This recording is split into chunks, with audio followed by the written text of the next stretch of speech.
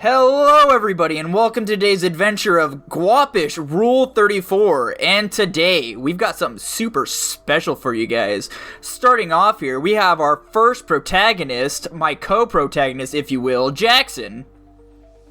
What's up? I'm actually kind of a mid-tier character unfortunately, but I really add a lot of pep to the party. Whoa, and what pep you do add. Speaking of pep, I introduce you our next side protagonist, Nico.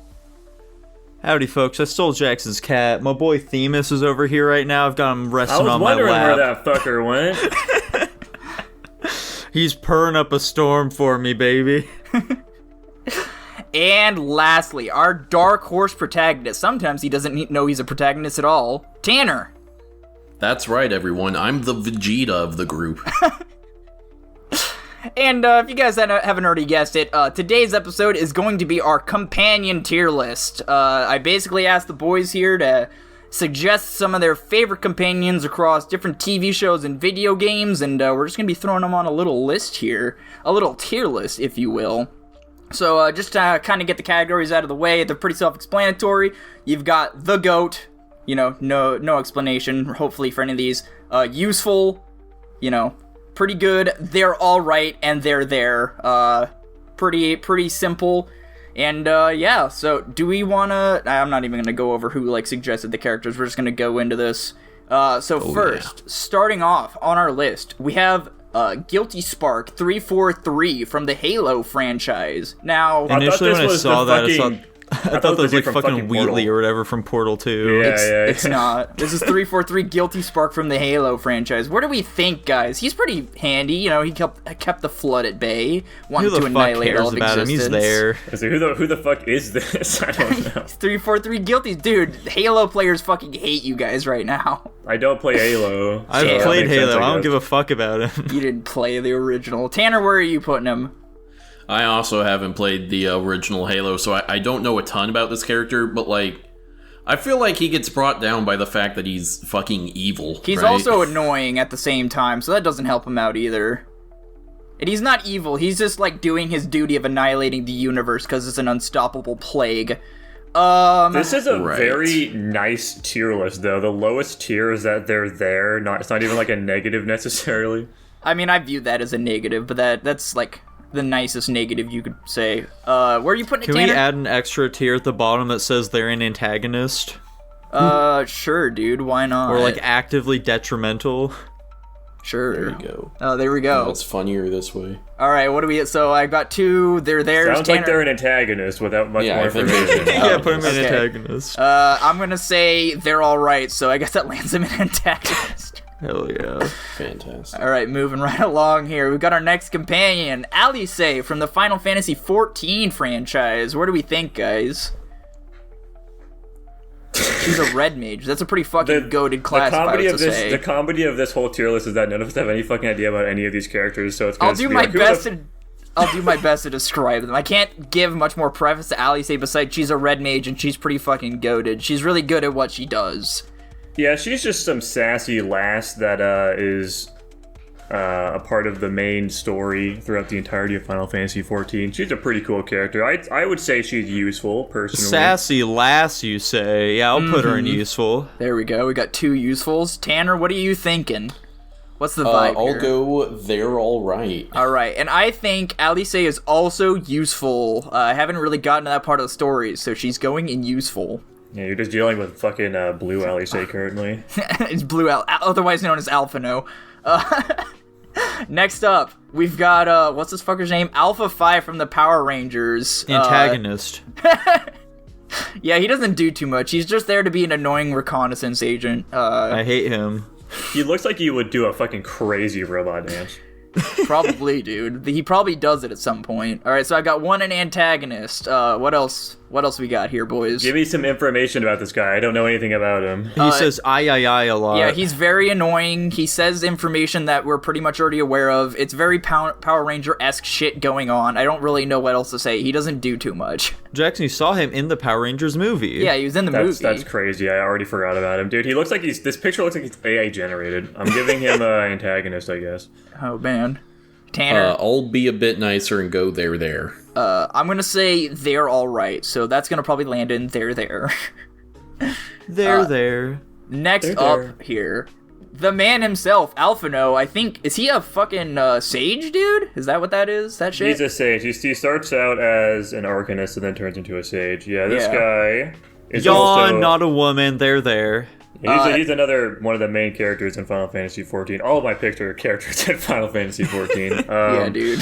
He starts out as like a little bit of like some fucking haughty rich guy, but slowly over time turns into a very dependable, smart individual. Yeah, he's a very dependable diplomat, I would say. Personally, he's fucking dripped out in this fit too. This is his most recent fit. He's fucking, look at this dude. Yeah. I'm giving him useful as well. I put him on the same tier as Alice.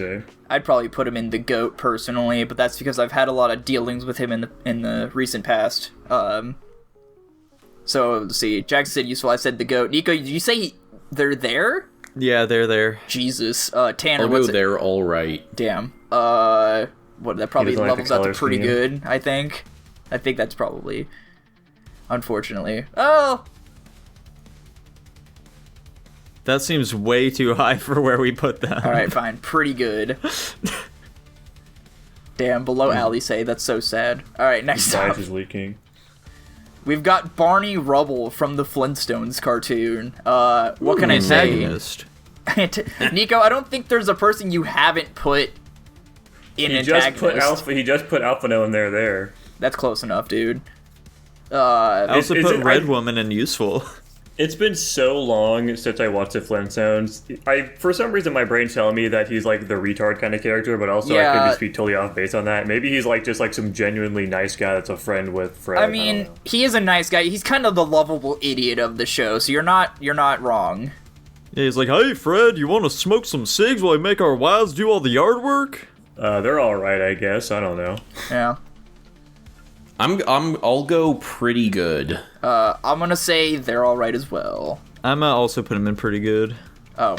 I think that still lands there. No, it goes in pretty good. I don't remember what all of the things that were said. Right, I know you don't remember. It's fine. We're here. Next up, Brian Griffin from the Family Guy show. Actually antagonist, unironically. tryhard Based, Nico wannabe. antagonist, based. This guy would fuck your wife if he had the opportunity. I mean, yeah, that quite literally is the case, so you're not wrong. He kind of looks like Birdo in this picture. He does. Like, the nose looks like a fucking hole. So we've got two antagonists. Tanner, where are you putting them? Real quick here, can one of the viewers please make a Birdo Brian Griffin fan art? Goddamn, don't. Somebody don't certainly has that already shit. done that, right? It's impossible to say. And then can you make fan art of Brian Griffin and Birdo having intercourse? Christ, stop it. Please send it to lavaskin_trade. Like, that's not even my fucking Twitter tag anymore. I have so little exposure to Family Guy. He's not a But great you've person seen overall. so many funny moments. He tries to be hoity-toity, but he's really not. He tries too hard at life. I'll go there. I'll also say there. Sure. Put it there, I guess. Next up, Bubbles from the Marvelous Misadventures her of name. Bubby. I'm sorry. I swear it was Bubbles. From the Marvelous Misadventures of Flapjack. She's the responsible mother of the group, and she's super, like, black woman sassy. She is She's the black-coded, one- as she's the the- kids say. She's Is the upstanding Bubby citizen. a mammy figure? I don't know what that means. Kind of. Well, I'd say no, just because, like, they don't really treat her as, like, being... Like, they treat her as legitimately being Flapjack's mom, not just, like, a babysitter or something. True. Okay. I'm gonna say useful. Nico Jackson.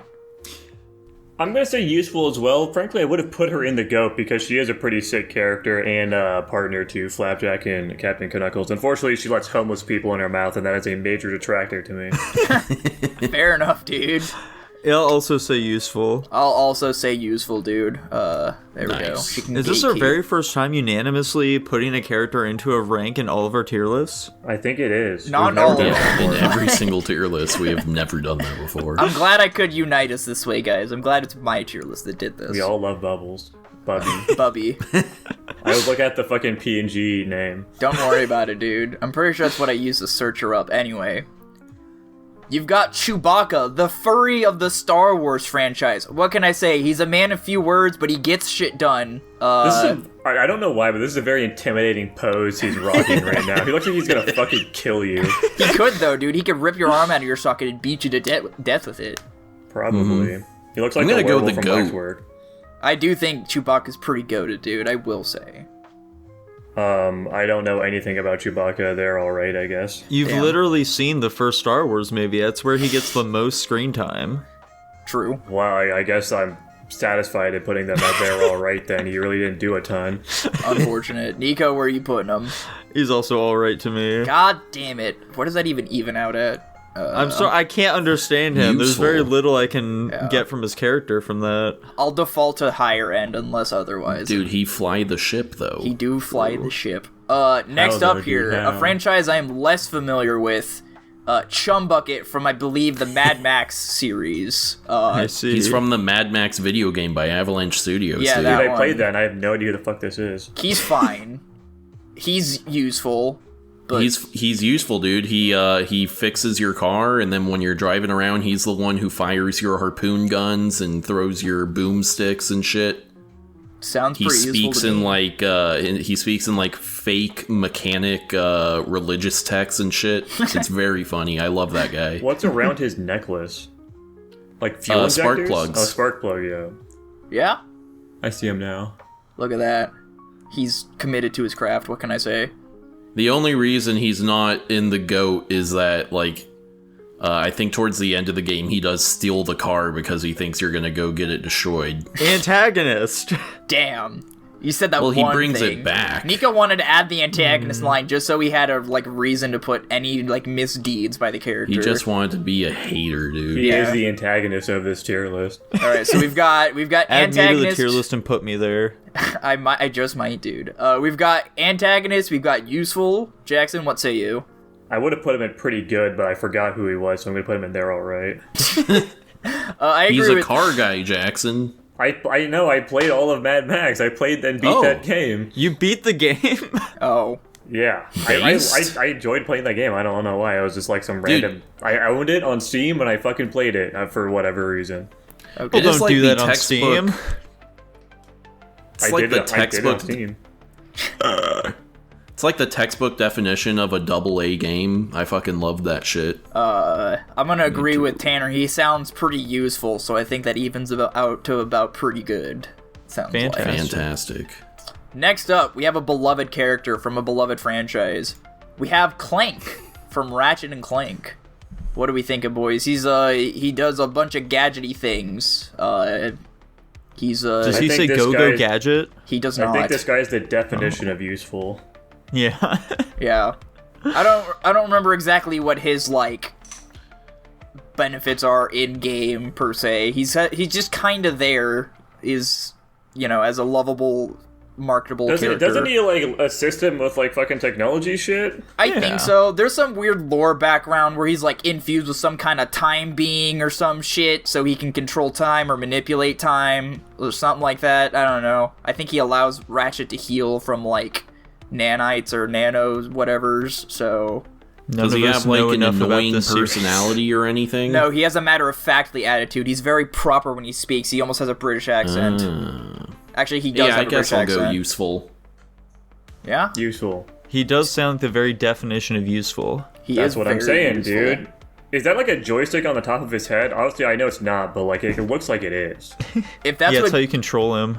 If that's what keeps your opinion of him up, dude, then we'll keep him there for that reason. I'll just say You can yes. overwrite his sense of self by just grabbing him. Yeah. He is like a manufacturer of what he's supposed to be or something. Me for real. Jesus.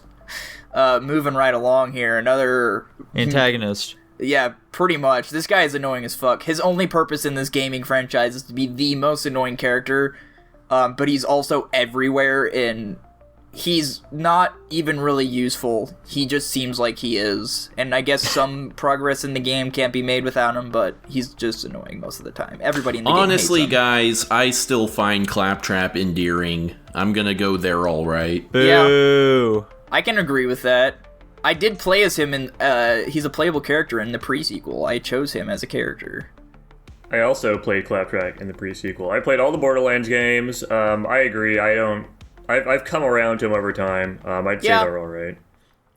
Nico says antagonist, Tanner and Jackson say they're alright. I'll also say they're alright.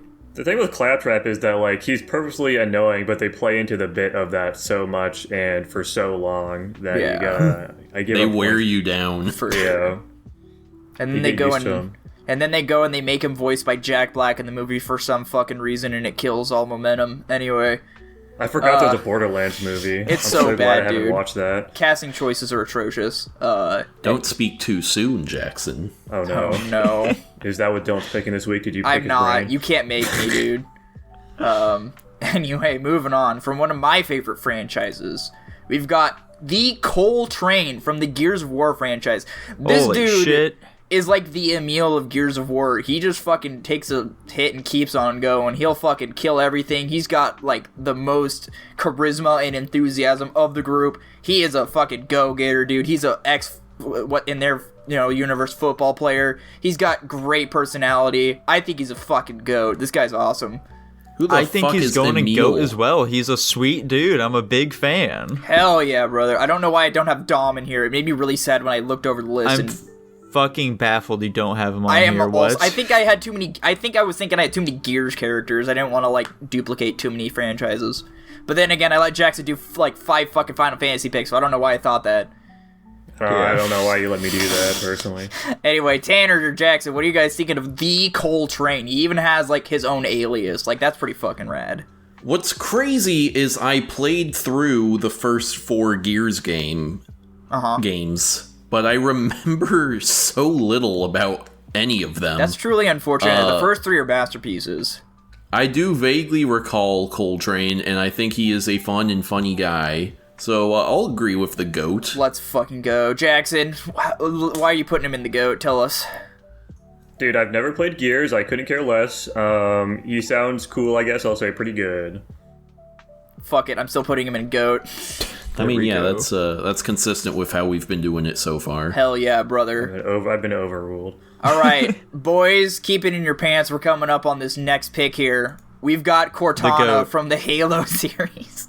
Yeah, she does turn evil from like Don't 4 care. onwards. Oh, the one time it does not matter. I don't think Cortana needs explanation, right? I think we all get the lowdown of Cortana. I don't think she needs clothes. Let's go back to the good old days. Dude. Guys, let me break it down for you here, though. So you guys know Windows 10 and Windows 11 onwards. We have the search feature built into it that you can't disable. It's very annoying. It's completely destroyed the searching feature on Windows in general, because, let me look up on fucking Bing when I'm trying to find a file on my computer. Yeah, that makes fucking sense. Fuck you, Cortana, antagonist. Damn. Nico says GOAT, Jackson says antagonist. We have 2 very dichotomous views of this character. Tanner, what are you saying?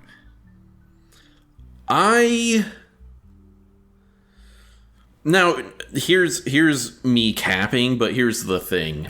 Oh no. This is a companion tier list.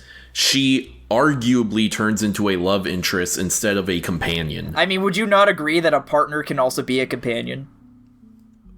I feel like that isn't in spirit with what this tier list is meant to be. I'm gonna go useful. There Does we she go. get like a corporeal form? No. Not yet, at least. How can you even bone her then? What's the She'll point? hack into some Forerunner bullshit and she'll be like, Chief, I have physical form now. Make love to me with your robo-penis. Put your dick Anyway. into the cigarette lighter. So we got 2 GOATs, a useful and an antagonist. I think What's fun about us making that joke is there's going to be some oddists in the comments like, actually, all of the Spartans are castrated at birth. that would be an interesting thing to read, I suppose. I don't know. Does that level at it pretty good? I don't know how far. Pretty good, I think. Damn. What a fall from glory Cortana's head. Anyway, moving Same on. here. She does Yeah. have the dogs out, I'm seeing. Yeah, Jackson, did you consider that at all? Dude, no, I was looking at her fucking tits, unfortunately. Next up here, Dale Gribble from King of the Hill. I don't know as much as Nico does about this show. The goat. The goat. This isn't the guy who talks in, like, mumbles, is it? No. No. That's Boomhauer. There we go. I don't know, I think I think the show's pretty good in general. That's my general view of everybody from that show. You wouldn't be saying that if John Redcorn was up on screen right now. I don't know who that is. Alright, so we've got one goat, one pretty good. Tanner, Jackson. Tanner They're also put in a alright. goat. Yeah, I'd say. Oh, goat. I didn't hear that one. Jackson? They're alright. I think I don't know enough about King of the Hill to have an informed opinion on this character. I guess Fair enough. useful, I suppose. I don't know. That's what you're Oh, gonna yeah. say for all these characters, Jackson. At a certain point, you just need to start going off of vibes. Probably, Dude, you guys can fucking explain why you put him in tiers if you want to. That's fine. It's self-evident, dude. He's smoking a cigarette, man. You're lucky I didn't put him in there. I'm surprised Nico thinks he's a goat while smoking a cigarette. Anyway. Next up for my favorite franchise, Baird. Damon Baird from the Gears of War franchise. Holy What can I say? smokes. He's an egghead. He loves technology. He pretty much designs all the technology in the game. He is very annoying. He's very egotistical, but hey, you know what? At the end of the day, he's a funny guy who gets the job done. I think he's useful. I'm gonna be on. I don't like Baird. That's fair, dude. Not a lot of people I'm not do. a fan of him. I'm gonna go there. That's fine, dude. I think Why he's did they pretty make good. us play as him in Judgment? What the fuck was that? I decision? actually like Judgment. I thought Judgment was a good time. Well, everyone else hated it, Dylan. so- I tend to like things that everybody else hates, like Borderlands 3. Anyway, Nico, what's your opinion of Damon Baird? I said he's pretty good. There we go. Jackson? They're there, I guess, Okay, so without that's any other context. There's a useful. I don't like pretty eggs good. personally. You don't like what? I think Eggs. that's a they're all right. Oh. I think that's still evens because I said useful, so we have a useful, pretty good. They're all right, and they're there. I thought it was two theirs. Was it two theirs? Yeah. Yes. Damn it! Unlucky. So close. Another Next L, up, right next to Claptrap. we have a copy paste from the Ratchet and Clank series, or I don't know which one came first. I can't really say that. We've got Daxter from Jack and Daxter. I don't know if Clank got his own game, but I know Daxter definitely got his own. Other than that, he doesn't really do too much. He's kind of just a shoulder companion to add funny humor and dialogue Yeah, he's whenever comedic needed. relief. Yeah. Is he like a wisecracking kind of guy? Like he makes Yeah. puns and shit? Not puns, but he's definitely like, I don't know, he tries to make light of situations. I guess I'll go there all right. I don't feel like I've been given much to work off There's of. not with really this too guy. much. He's a funny guy. I'd never played his own standalone game. All I know is it happens between the first game and the second game, and that's why he finds him in the second game or something. I don't remember. What the fuck is he working in that requires such a big wrench? Is he a mechanic? Well, he's small. He's like a weasel. I can't remember No, if so he's that's like a just normal size mechanic. range. He was a human before he got dunked into a vat of dark ether or whatever. It got turned Is that into. true? Yeah, it Yeah. happens in the first game. What It's the Dark fuck? Eco. He Eco, fell into it, and then he Eco. became a primordial being. I don't. That's did he a become a primordial being if I've being? ever seen one. I don't Yeah, think that's true. his character, like his fucking race, they're actually like the gods of this world. Huh.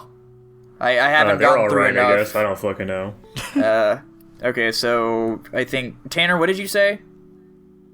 I said they're all right. And Nico, you said pretty good. Dude, he gets with this hot baddie at one point, so I think that he's the goat.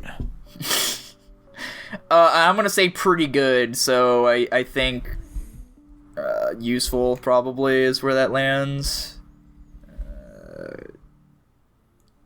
Probably pretty good still. All right, next up. He's a member of the DK team. I don't like this rendition of him, actually. This is awful. Diddy Kong. You pulled it from the fucking Donkey Mario Kong. movie. I think maybe, I don't know, dude. I just fucking Google search this shit. Why is Diddy Kong in the Mario movie?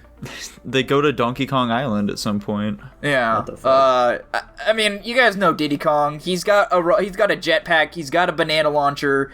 He's Donkey Kong's faithful companion and sidekick. What more can you ask for? You know, he's reliable. He's in like every Donkey Kong Country game ever.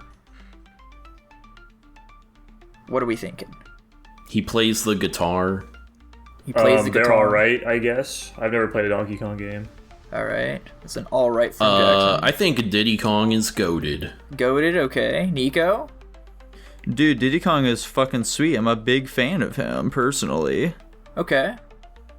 Like, you know, he can fly real high with his jetpack on, with his pistols out. He's one tough Kong, dude. I thought you were gonna say he can fly really high with his gypsies. No.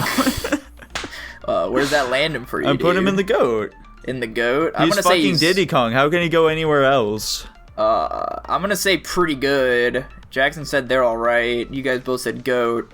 His tank top looks too China-esque, and unfortunately, you know how it is.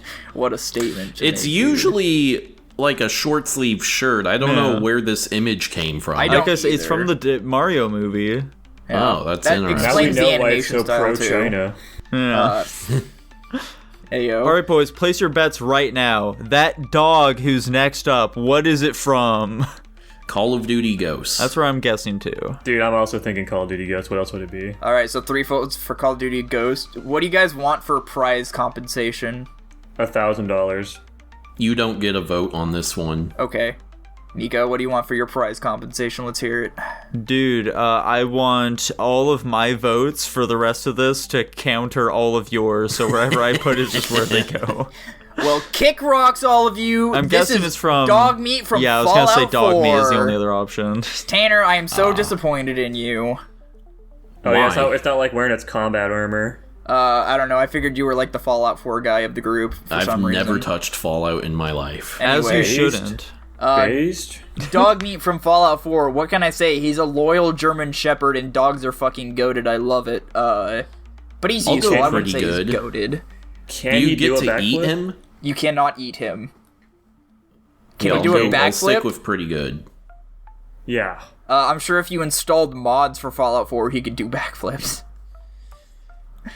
I might just say pretty good as well. Holy smokes. Nico, what do you think of Dog Meat? Here's the thing, though. You can use them to, like, glitch through, like, locked doors and shit like that you are, like, hiding good items. So, like, in the first vault that you wake up in, there's, like, this fucking cryo gun just, like, sitting back behind, like, this locked area. And so if you tell him to just, like, go look for items, he'll just, like, reach right through the locked area and grab it for you. He It's sure fucking will, sweet. dude.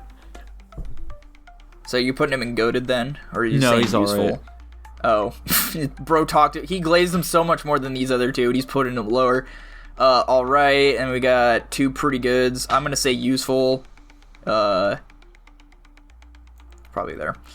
Dylan, do you think you could take Dog Meat in a fight? No, this is a wasteland dog, dude. He's built and bred for fucking he's built and bred for fucking up That's mutants. one of those wasteland dogs. Yeah, I'm dude, not for believing real. you. I think you could take out Dog Meat. Thanks, man. They got radioactive material on It's them. almost certainly malnourished. Trust. Yeah, well. Alright, moving on. I'm gonna choose. I chose specific depictions of characters. So this is Donald Duck specifically from the Kingdom Hearts franchise. I was gonna say, this is the most Kingdom Hearts looking fucking piece of art I've ever seen in my life. You can, of course, imagine him in a different rendition, but obviously the purpose is the Kingdom Hearts franchise. He's a mage, he's a healer, he's kind of annoying, he's negative, but you know what? He's a loyal companion who helps you in your quest to save Kingdom Hearts. Nico... His negativity doesn't affect things too much. You can't understand what he's saying anyway. Guys, I need an answer to a question here. This is a very important one. Does he ever get blown up and his bill gets, like, spun around his head and, you know, like, lands in the back? That's No. Daffy Duck. They're alright. Damn. Picture this, though, Jackson. He can, in fact, use the Zeta Flare, which is the most powerful spell in the Final Fantasy franchise. Does Zeta Flare exist in Final Fantasy XIV, Jackson? Nothing's coming to my head about it existing. Maybe it's like, I think it's like maybe some fucking move an enemy uses. I don't think it's a skill you learn. That's exactly. It's a skill unusable to us players, but it's usable by like bosses and shit. They're all right. And he knows it. Okay. Nico, what do you say? Tanner? Nico already said they're alright. I'm gonna go there. I remember a Donkey video where he just points out how useless Donald is. I mean, it's not like you can do anything else. He's kind of just there all the time, so it doesn't matter. Oh, I guess you can replace him with followers. As I said, there. I don't know, I think he's goated because you need him for the fucking fusion forms, and I think those are goated, and you can't do it without Donald. So and I will have you know, Jackson, Zeta Flare was an attack that first appeared in Final Fantasy XIV by a special event version boss fight of Bahamut. I was gonna say, it sounds like some shit fucking Bahamut would use. Yeah. I'm not surprised by that. Does that change your outlook on Donald? Unfortunately, I already lowered my rank from there all right to there, so I can't go up. So what, that's 2 there's and a they're alright. I think he's it's like low, pretty good. Nah, I'm gonna say useful, so I'll just put him in there alright. Moving on, our first human companion, Dwight Schrute from the antagonist. Office. Yeah, pretty much. I would actually put him. This is like my for sure like antagonist pick. He's funny. He's also like actively just trying to do things for his own benefit. Okay, so like in recent years, there's been like a bit of a twist on the narrative going on in the Office community, okay? Where people are like, I don't know why people like Jim so much, okay? He's just some dude who like bullies other people in the office. That's fucked up. Have you seen Dwight? Have you watched the fucking show? He deserves it. That is true. If they say he bullies everyone in the office, I don't think they're really looking. He only bullies this guy because he's fucking annoying. So yeah, I agree with antagonist. Jackson, Tanner, opinions, thoughts? Tanner is Dwight is the problem. Fucking character. I guess I'll agree with antagonist without much more context. He's just like some dude, I guess, in an office. Yeah, I haven't really seen the show at all either, so I guess I'll go antagonist. Sick, dude. Looks like he's gatekeeping antagonist. He seems like he'd get called to HR a lot. He would. He kind of does, actually, to be fair. Alright, time for a blast from the past. A memory from our childhood, in fact. We have... What the fuck? Why is this bigger than the bounds? Gary the Snail from SpongeBob SquarePants. What can I say? He's a snail. He's a cat. He does as he pleases, much like cats do. He can teach you how to tie your shoes. He can teach you how to tie your shoes. You do the loop and pull. Now your shoes are looking cool.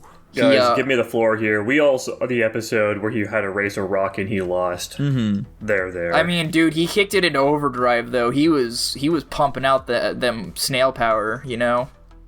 Meow. He has an engine in his shell, apparently. Yeah, he's a fucking engine, dude. You ever think of that cartoon logic?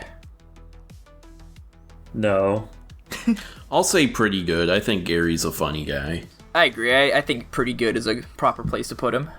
I'll put him in useful. I think Gary's fantastic. Jackson, where'd you put him? I put him there. Okay. That's probably still pretty good, I would imagine. Yeah. Yeah. Right next to the dog. As All right. Next up, from the goated childhood show of our past, Gazpacho from Chowder. What can I say? He's a funny guy. He's trying to make it as a comedian. He runs his fucking fruit stand. He's there for life advice sometimes when Chowder asks for it, even though it's not good advice. He lives with his mother. What are we thinking? He's a woolly mammoth. He sells a lot of fun little items, you know, lots of fun little fruits and such. Fucking as a kid on Cartoon Network, they had a commercial that would play. It was a farcical commercial, of course, in hindsight. However, at the time, I thought it was real, where, you know, it was this... apparently there was a store called Gazpacho's where they sold all the amazing things from Chowder that you could go to. It looked crazy. I thought it was real. It very much so was not. I'm gonna put him in useful. I'll also put him in useful. Him, like many other characters in this TV show, can break the fourth wall. Like, you remember that episode where he was trying to clean off the screen, he couldn't get rid of the Cartoon Network logo? And when the Cartoon Network logo wasn't there, it was just awkward. Anyway. Reminding me that he is like their primary source for the exotic ingredients has helped. I was just like, yeah, he's funny, but like as a companion, I don't know that he's all that useful. But yeah, you know, he's got the weird stuff they need, and sometimes has very unintuitive knowledge of some of their problems. I'll go, and I think doesn't he usually fulfill the like I know a guy role? Yeah, I think so. Pretty much. I'll go useful. There we go. Jackson? I'll say useful too. Why not? I think he's a Sick. funny guy. I didn't realize the fucking ingredients thing too. So sure. I'll also say useful. That's another unanimous. Buy my beans. Is that the first time we've ever had a unanimous Yes. vote in all of our tier lists? Ignore Bubby yeah. here. She doesn't count. Fun fact Next about one, dude. Gazpacho, by the way, he's voiced by Dana Snyder. I thought you were gonna say Jack yeah. Black. That's No. all right. Next up, I have limited to no knowledge of this show, but I know where he's from. I think we've got George Costanza from Home Improvement. Oh my god. Oh my god. Yeah, Home Improvement.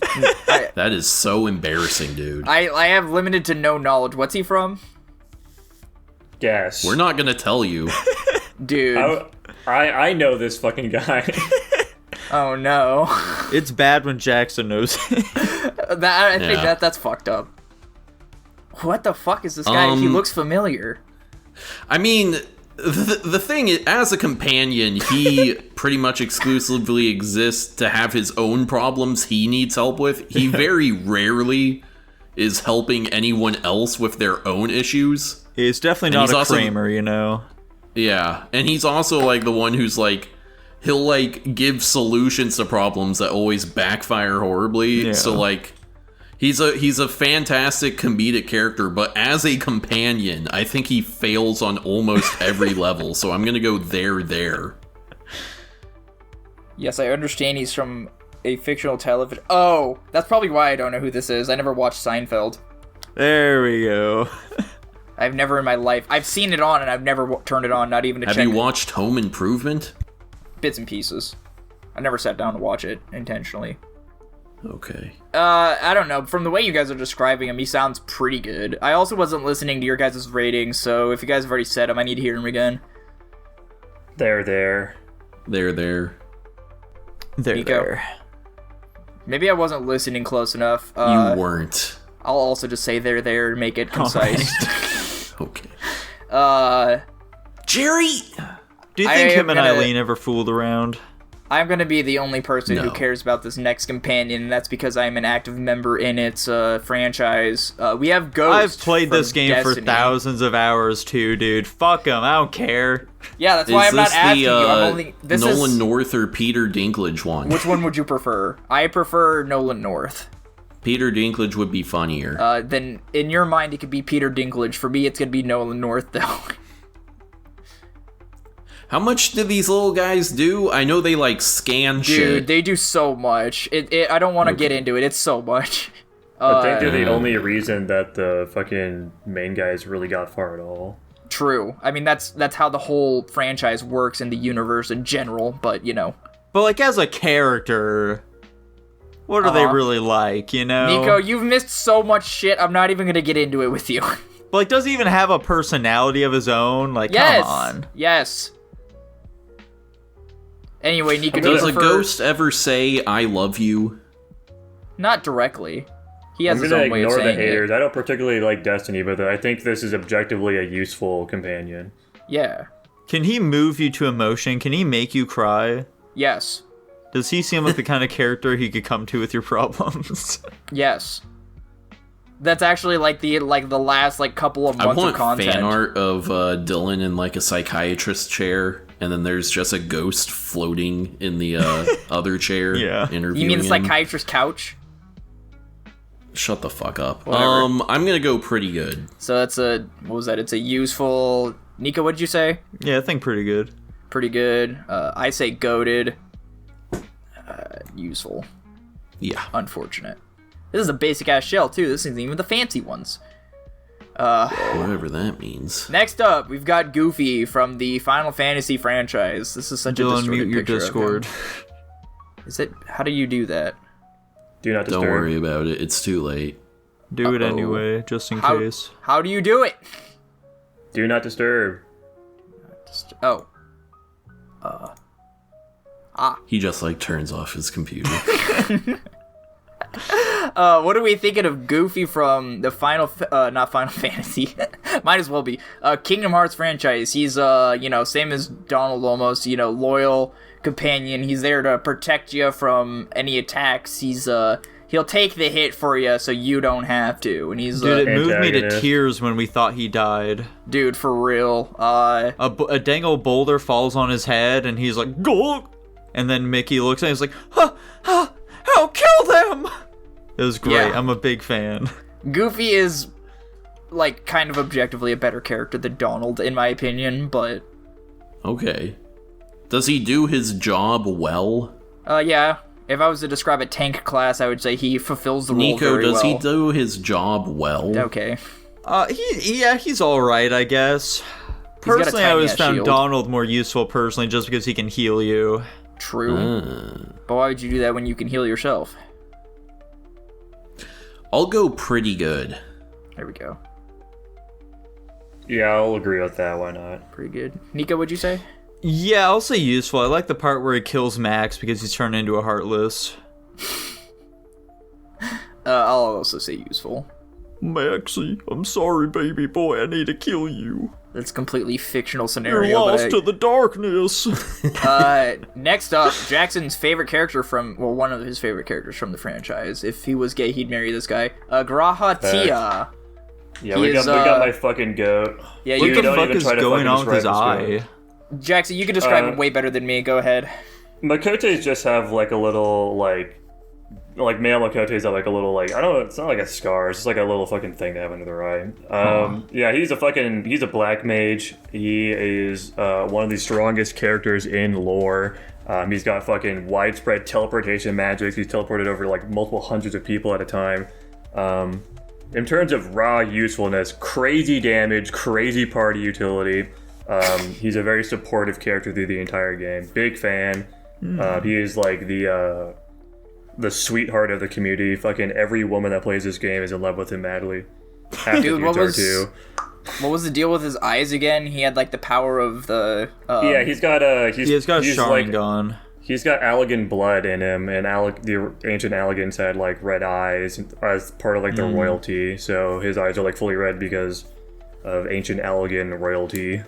And he does use that to a great effect when we go to like old Allegan ruins and stuff. Spoiler alert. And he uses that to like use some of their like old terminals and stuff that need access from like royalty. Didn't he have to like kill his entire clan in order to get that power? Oh yeah, for sure, dude. You have to actually wipe out an entire race of people. Oh, yeah. Dude, he's a Sasuke? I forgot. Personally, I'm putting him in the GOAT. He's one of my favorite characters in the game, and he's very useful, generally speaking. I'm also gonna put him in the GOAT. Fun fact. My problem is he seems very edgy and the tail looks atrocious. Dude, he's not He's edgy. actually though. not edgy at all. He's literally like a fucking sweet bean bun. Yeah, I agree. I'm gonna go pretty good. Damn. He needs to look less like he's part of Panic at the Disco. Jesus.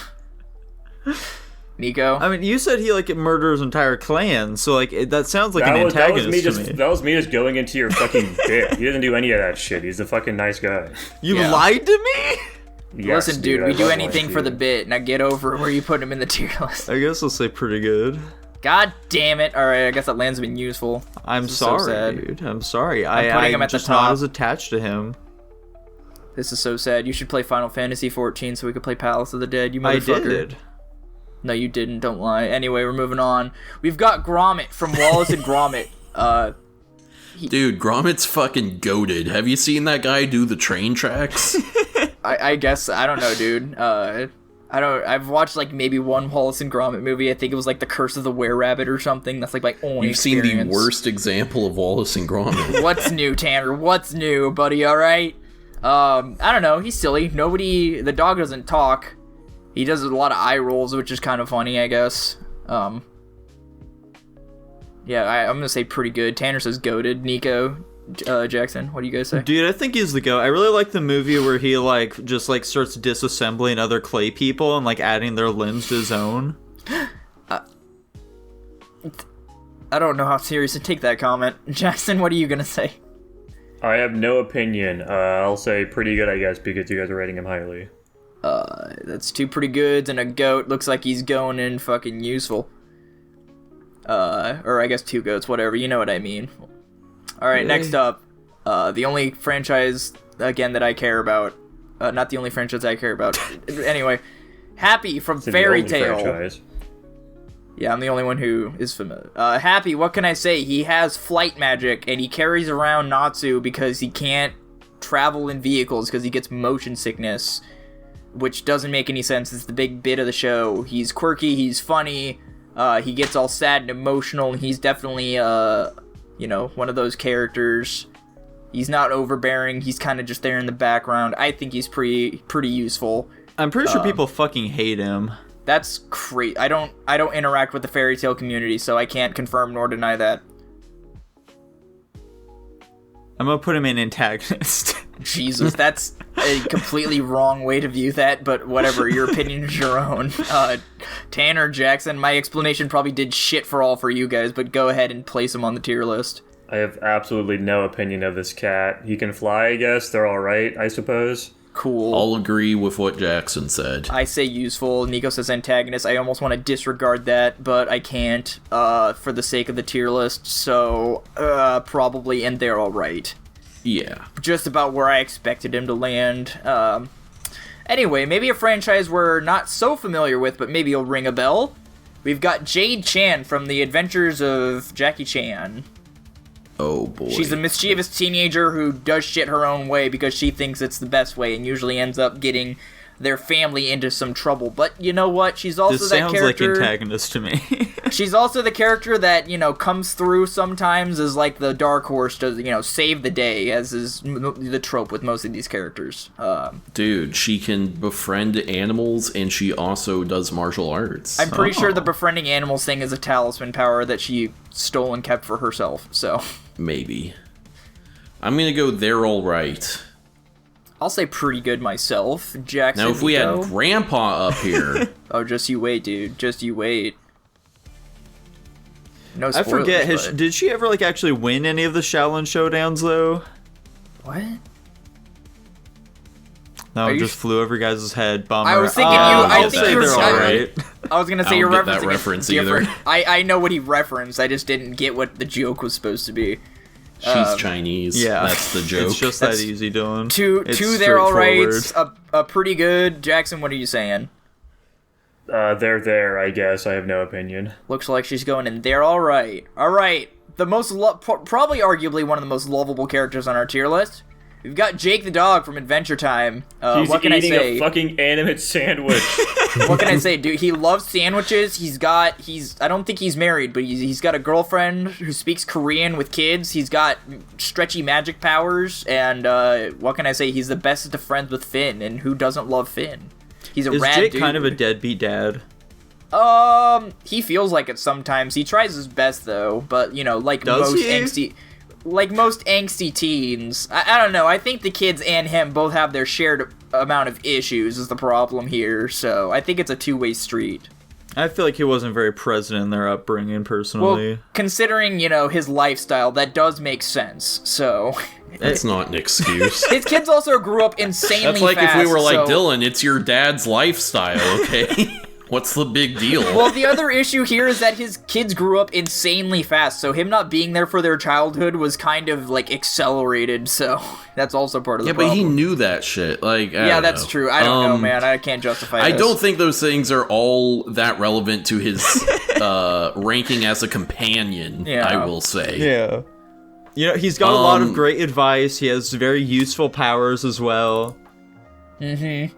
He's just an all-around fun and jovial personality to be around, too. So, on the off time for your misadventures, he'll be, someone who you can really chat with, have some good conversations with.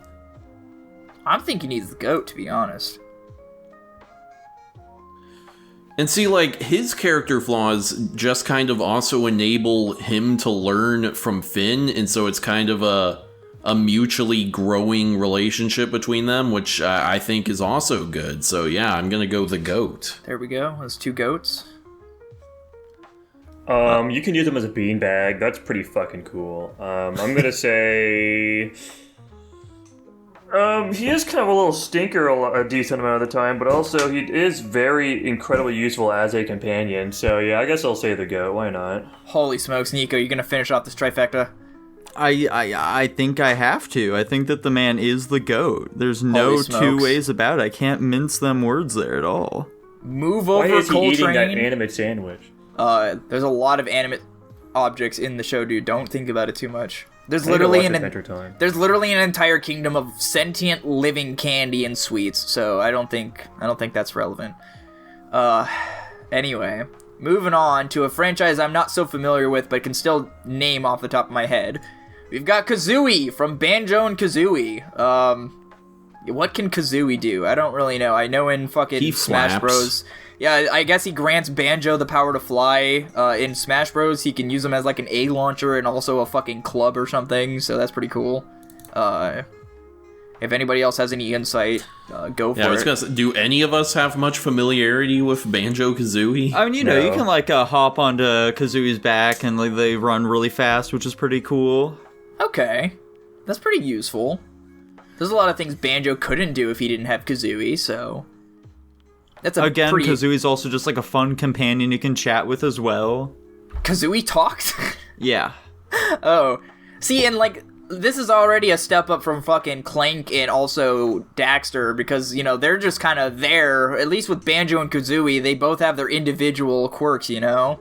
So... I mean, fucking Daxter also talks to you. He's a wisecracking dude. Yeah, but like, what does he do besides talk, though? At least Kazooie has, like, powers and shit he can use.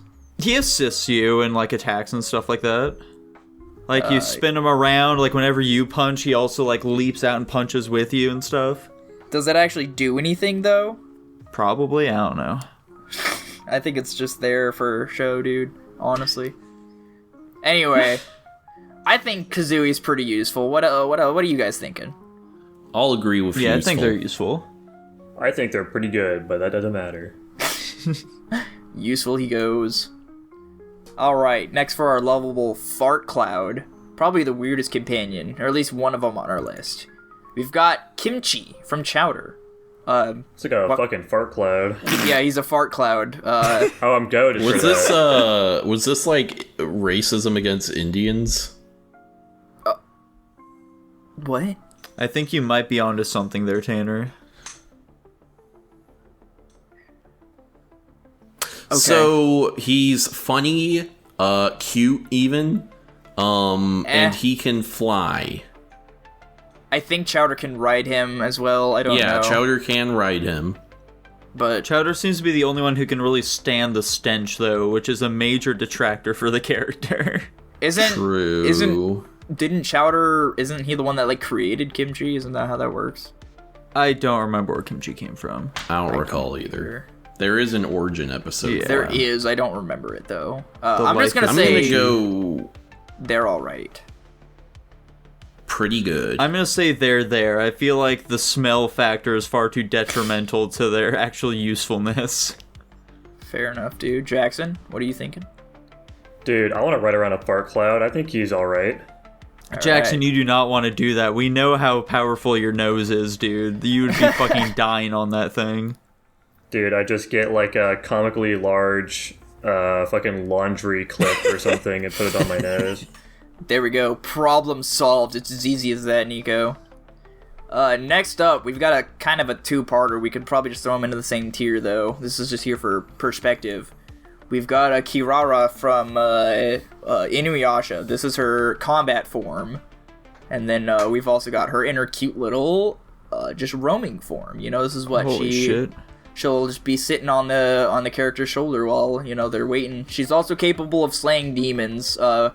This is another one of those anime shows where you need specific weapons or otherwise to kill demons, and she's only able to do it in this form. So she's pretty useful. She also can fly. She's rideable. And, Can she speak? no, she does not speak. Okay. She's like a saber-tooth, like, fox kitsune demon thing. So I know literally nothing about Inuyasha. that's fine, dude. Kirara's pretty cute, obviously, given this photo. She's fucking adorable. I love her in this form. But you know what? Her combat effectiveness is so goddamn good. She can fly, which is very useful for carrying around our protagonists and their friends, getting shit done. What are we thinking? Is she the only Inuyasha character you have on here? Did you also include Lord Sesshomaru? I didn't. Why would I? Lord Sesshomaru's not a companion. He's an antagonist, if anything. Anyway. They're alright, I guess. Okay. Yeah, I'll agree with they're alright. Alright. I'll say pretty good. They sound very useful. Yeah, I also think they're pretty useful, but not super. Are we gonna put both variations Yeah, sure. in pretty? Alright, there we go. Why not? I think separating transformations is What strange. are we gonna do? Separate all of Jake's different transformations? Nah, dude. Well, I feel like the Jake armor is much more useful than his horse form. That is true. Anyway, moving on. One that you may be less familiar with, but everybody in the community who plays this game knows. We've got Lydia from Skyrim, literally the only companion that everybody ever chooses on their first run-through of Skyrim and then learns that you don't need to use her as a companion. She's a melee, she has a shield, she's good at drawing aggro while you blast enemies from afar Yeah, but with she's magic. bitches at you if you just want to play the game. True. She, like I said, she's a very basic bitch companion until you learn you can get other ones, but this is the one that everybody starts out with. You can play the whole game and it won't really matter. She's kind of an all-around companion. What are we thinking? They're there. You can I marry guess her they're there if that based changes on that anything. description. It doesn't change anything. Nico? They're there. I'm gonna My say homies don't care about Lydia. I'm gonna say pretty good, so I think that still lands in there. Alright. Probably the most information-filled, besides Cortana, useful companion on our list, I guess a Cortana equivalent. We've got Navi from Legend of Zelda.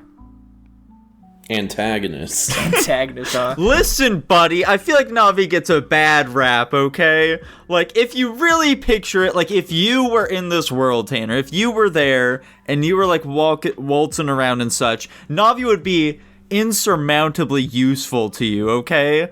Like, they'd be able to give you so much knowledge about all the enemies and shit like that you'd be fighting. They always know, like, what their weaknesses are and shit like that. It would be so helpful to your journey. Yeah, Tanner, you seem like a guy who'd be interested in learning people's weaknesses to use it against them. I don't know, I think Navi's incredibly, useful just based on the troves of information she holds. Plus, she's a targeting system. Like, you can't miss your shots if she's, hovering over a person. You ever consider that, Tanner. She gives you Z targeting. Yeah. If you eat it, does it make you glow like blue? Probably. No, it'll give you an extra life, though. Oh, there you go. They're alright. Resurrection is not a plus factor to Jackson. I think I just want to, swat it, Yeah. I guess I'll go there alright. I'm gonna say useful. I will also say useful. What is that? Pretty good, I guess, probably. Did you also include Midna on this list? No, I don't think so. Damn. I don't think I remember who Midna is. She would have been the goat. I don't remember who Midna is. Anyway. Is she the chick you meet in, the first village in Ocarina of Time? No, she's the fucking companion Twilight Princess. Oh, fuck, I forgot about her. Damn, you're right. Unfortunate. This one, for whatever reason, is spaced out, so excuse the random picture in between. Next up, we've got Ortis from the Warframe franchise. This is his new war rendition, which basically just gives him a physical body, but doesn't actually change anything about him. He is a Cephalon, which is basically a hyper-intelligent, emotion-filled AI, linked together in a network of other AIs so they can all intercommunicate and, process things in their own digital realmscape, can, kill enemies if they really wanted to. He's also tanked a few hits, so you can survive. Alright, listen, folks. We all know about, ChatGPT and, all these AIs we have nowadays. We know they're antagonists, right? I don't know. He does have a deteriorating virus. It would be, accustomed to Cortana's fucking, I can't remember the word for it. that thing. Rampancy. I don't know if they consider that in this game, but that's basically what he has. He has like slightly sadistic murder comments sprinkled in with some of his, common phrases. Does he do any more than like give you information? Not really. Does he give you Z targeting? He's your ship cephalon, which means he basically runs your entire ship for you, which kind of means nothing. In the I'll grand go scheme of there things. all right. Yeah. Sure, I'll put him in there all right. Jackson? This is an easy antagonist for me. I don't like hive minds. They're not hive minds. They just have an integrated cephalon or AI unit. So I'm also. Well, it sounds like there's a bunch of them, and they're all commuting together. So no, I mean, I say that, but there's a handful of them that actively hate each other. So. Oh well, hive mind enough to me. Anyway, moving on. A franchise I am nigh familiar with. So Nico, I need you here, buddy. We've got. What's the name? 1-1. This is 1-1 from Infinity Train. Antagonist. What is my antagonist, Jackson? Go on, please explain. Dude, this little motherfucker started it all, this son of a bitch. Yeah, so he is the conductor of the Infinity Train itself. He's a fun little guy. He's so fun. He's got two personalities in him. One's all cheery, one's all depressed and such. So they are constantly cracking some fun jokes, making a gay old time of things. And again, they're the conductor of the Infinity Train. So they can help you as much as you need throughout your big old journey of self-improvement. But isn't the fact that you're on the Infinity Train the problem itself? I feel like you're on the Infinity Train because you have problems. That's how you get there. But is he It's the one so that puts you? though. Is he the one that puts you on the Infinity Train? We don't know why you get there to begin with, or like how you get there, I guess. I want to believe Jackson with his antagonist label, but like it's not sounding like he fulfills the antagonist role too much. I think the Infinity Train as a concept is flawed deeply. How can it be flawed? It has to be flawed, dude. It's literally infinite. There's no way you can have no flaws in infinity. I'm talking about the implication of why people are put on it in the first place. It helps people though, dude. It's like It may help purgatory. I some still people, need to but get also around to watching that show. I think it's fucking murdered a lot of people as well. You know, he's just a those conductor, people man. died because they couldn't get over themselves, alright? Dude, Jackson, the conductor just drives the train. He's not the one that admits people on. Did you ever consider that? but We he know there's a also lot of might be. unknowns about this. I'm just gonna assume that he is implicit in people being onboarded. Fair enough, dude. I can't talk you down. So we got an Complicit. Why is it implicit? We've got a antagonist from Jackson. Nico, what'd you say? He's the GOAT. Goat. All right, we've got two dichotomous opinions. Tanner, what say you? Dude, I'll go antagonist as well. Just to be funny, I'll also say the goat, which will land him in pretty good. Alright. Sounds like a fair decision to me. Jesus, we're getting... Alright, next, we've got possibly the dumbest companion on our list thus far. Patrick Star. What can I say? He's dumb. He's funny unintentionally. Sometimes he's smart. There was that one episode where he was smart for no reason. Hardly really anybody like in the they show gave likes a him besides reason. SpongeBob. Yeah, for literally no reason at all. What is going through his head most of the time? Nobody knows. He's alright. What do you guys think? I guess I'll go pretty good. He's a supportive friend, you know. He's a fun guy. He helps out SpongeBob on occasion. He lives under a turtle, you know. I'd say pretty Under a good as rock, well. as it were. It's a turtle, dude. They fucking the new cannons come out. Oh my Keep up with the gosh. fucking trends. Oh my gosh. Nico? I'm like, here's the thing about Patrick, alright? He's the kind of guy who'd hang out with, and then, he'll do some goofs and gaffs that'll get you into some misadventures, and then afterward, as you're laughing and just, high-fiving, you'll be like, man, you keep me young. You know what? So I think he's pretty good. You've changed my heart. He is a pretty good friend. Move over, Alphino. You've been outshined by Patrick Star. Fuck, dude. That's... next up, we've got Pikmin from Pikmin. What can I say? They lay their life down to get shit done for the astronaut. Dude, Pikmin are fucking goated. I love these little guys. There's so Yeah. many of them, dude. They all have their functionalities. They're all useful in their own way. There's so many of them. You could take over a planet with Pikmin. I think we have to say the GOAT, dude. I think they are goated. There's They too many. are like they're about the best thing you could possibly encounter when you land on some foreign planet.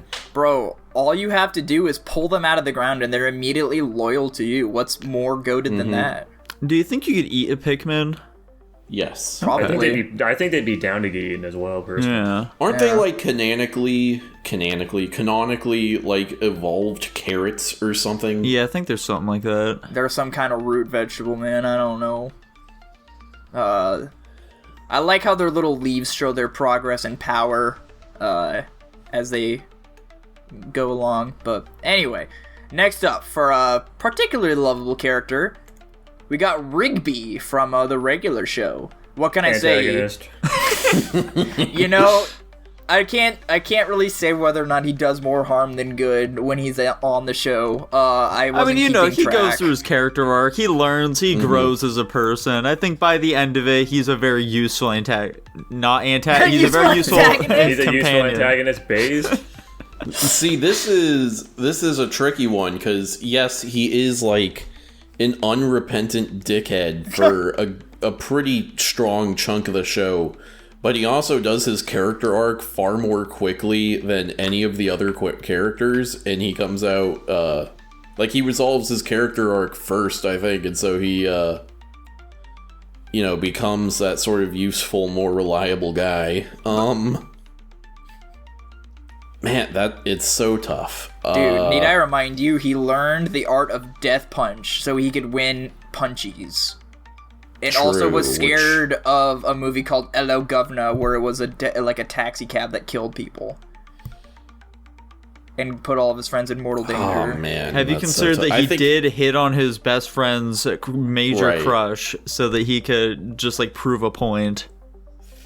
I think I missed that part, but that doesn't sound very cash money of him, to be honest. That sounds like some antagonistic yeah, I think shit. since he did spend more of the show as being, like, a complete asshole, I'll go there alright. I like this picture of him, too, by the way. Like, if this is your first time seeing Rigby, you would not understand that's supposed to be, like, his nose at all. Yeah, like, what the fuck is this? Like, it looks like he's, like, the fucking mouth is the nose, and he's wearing some weird hat.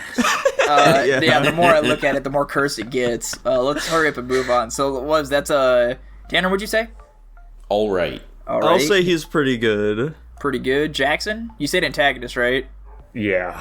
I'm sticking to my guns on this one. Fuck I'm gonna say Rigby. they're alright as well, so that probably lands him in they're alright. Alright, moving on. This is not the depiction of this next character is not companion, so but it's my favorite version, I guess. So we're gonna do Robin from the DC universe. Just imagine he's not Robin from the Teen Titans, where he is very much the protagonist. He's Robin, the loyal sidekick of Batman. Tanner, so which Robin is this then, Dylan? I don't know. Tanner, what Robin do you want this to be, and where should we put him on the tier list? Ooh, which Robin? To be fair, this is the Dick Grayson Robin, so we could go with that, but... We probably should do Dick Grayson. Alright. Dick Grayson or Tim Drake would probably be the route to go, but we'll say yeah, he's Dick Grayson, the first Robin. Doesn't that one die? No. Oh, thank God. That's one of the few ones that, like, never dies, actually. Is he the one that becomes, like, fucking, like, not Red Hood, Actually, Tanner, if you, have read Dark Knight Metal, he did die in that. In one of the incarnations, the Batman who laughs actually murders him. Okay, listen, every character has died in a, alternate universe. I mean, he's one of the ones who hasn't died in the mainline universe. There you go. Probably. He probably has, but that's beside the point. I don't know. I know he goes on to become, like, his own, like, superhero. He becomes Nightwing. Nightwing! Yeah. Okay. Oh yeah, that's because it's what he becomes in Teen Titans as well. That's funny. I don't know. I'd say useful. He's pretty skilled. Is the Teen Titans Robin Dick Grayson? I always thought he was the Tim Drake one. No, I think he is a Dick Grayson because there's like the one episode where one of the characters goes into the future and like everybody's aged and Robin becomes Nightwing and all that shit. So yeah, perhaps. But I'm gonna say useful. I think he's pretty good. Personally, Okay. I think he should add big fucking spikes on his stupid pole, but that's just me. Tanner, is Red Robin underrated? Yeah, I'd say Red Robin is underrated. Okay. He's sort of he's like the tech guy of the Bat family. I don't think he gets much props for that. Okay. He's also like the much more morally pure of all the rest of them. And you know, Dick Grayson Robin, he's often referred to as the greatest Robin. Why is that? He's so usually what happens with the later Robins is they become more specialized. Like Jason Todd is he's better at combat. Tim Drake is better at fucking technology and strategy and whatever. Damian Wayne is also better at combat, but angry or something. Dick Grayson is kind of the most like all-rounder, and he's generally considered the most like athletic since he has a gymnast background. And the least unhinged. The least unhinged by far. He's like the most mentally stable to be like a leader. Like he's widely seen as like, yeah, he's the one who should become the next Batman. But for some reason, my gut tells me he doesn't go in GOAT. Damn. I think He's it's close. because Damian Wayne is just overshadowing him in your mind. I'll go useful. Yeah, I'll also Okay. go useful. All right, there we go. Moving on. We've got our first goth girlfriend in the tier list. We've got Sam Manson from Danny Phantom. I don't know, Danny's girlfriend. She keeps him level-headed. She's a vegan, need I remind you. Fuck, yeah, she is, like, big into protesting and shit like that. God Yeah. damn it. Dude, she's your fucking dream girl, Nico. What the hell are you talking about? This is exactly your type. I think She we all seems know a little enough about preachy Sam, for me. except I for know that, you I put on a guess. fucking pussy hat if your girlfriend wanted to go protesting in Portland, dude. Fair Don't enough, even fucking try to Goat. deny it. Nico says Does go. she ever really do much? Once she becomes more involved in knowing Danny's a fucking superhero, she does her best to, like, cover up for him, and then also, you know, provide support via communications, I guess. I'm just gonna go there all right. I Yeah, think I she wears, agree. like, some power armor at some point. Maybe. I think that's for a specific reason. I'm gonna say pretty good, so we've got to go to pretty good and 2 they're alright. Yeah. That Yeah. probably lands there, Yeah. I guess.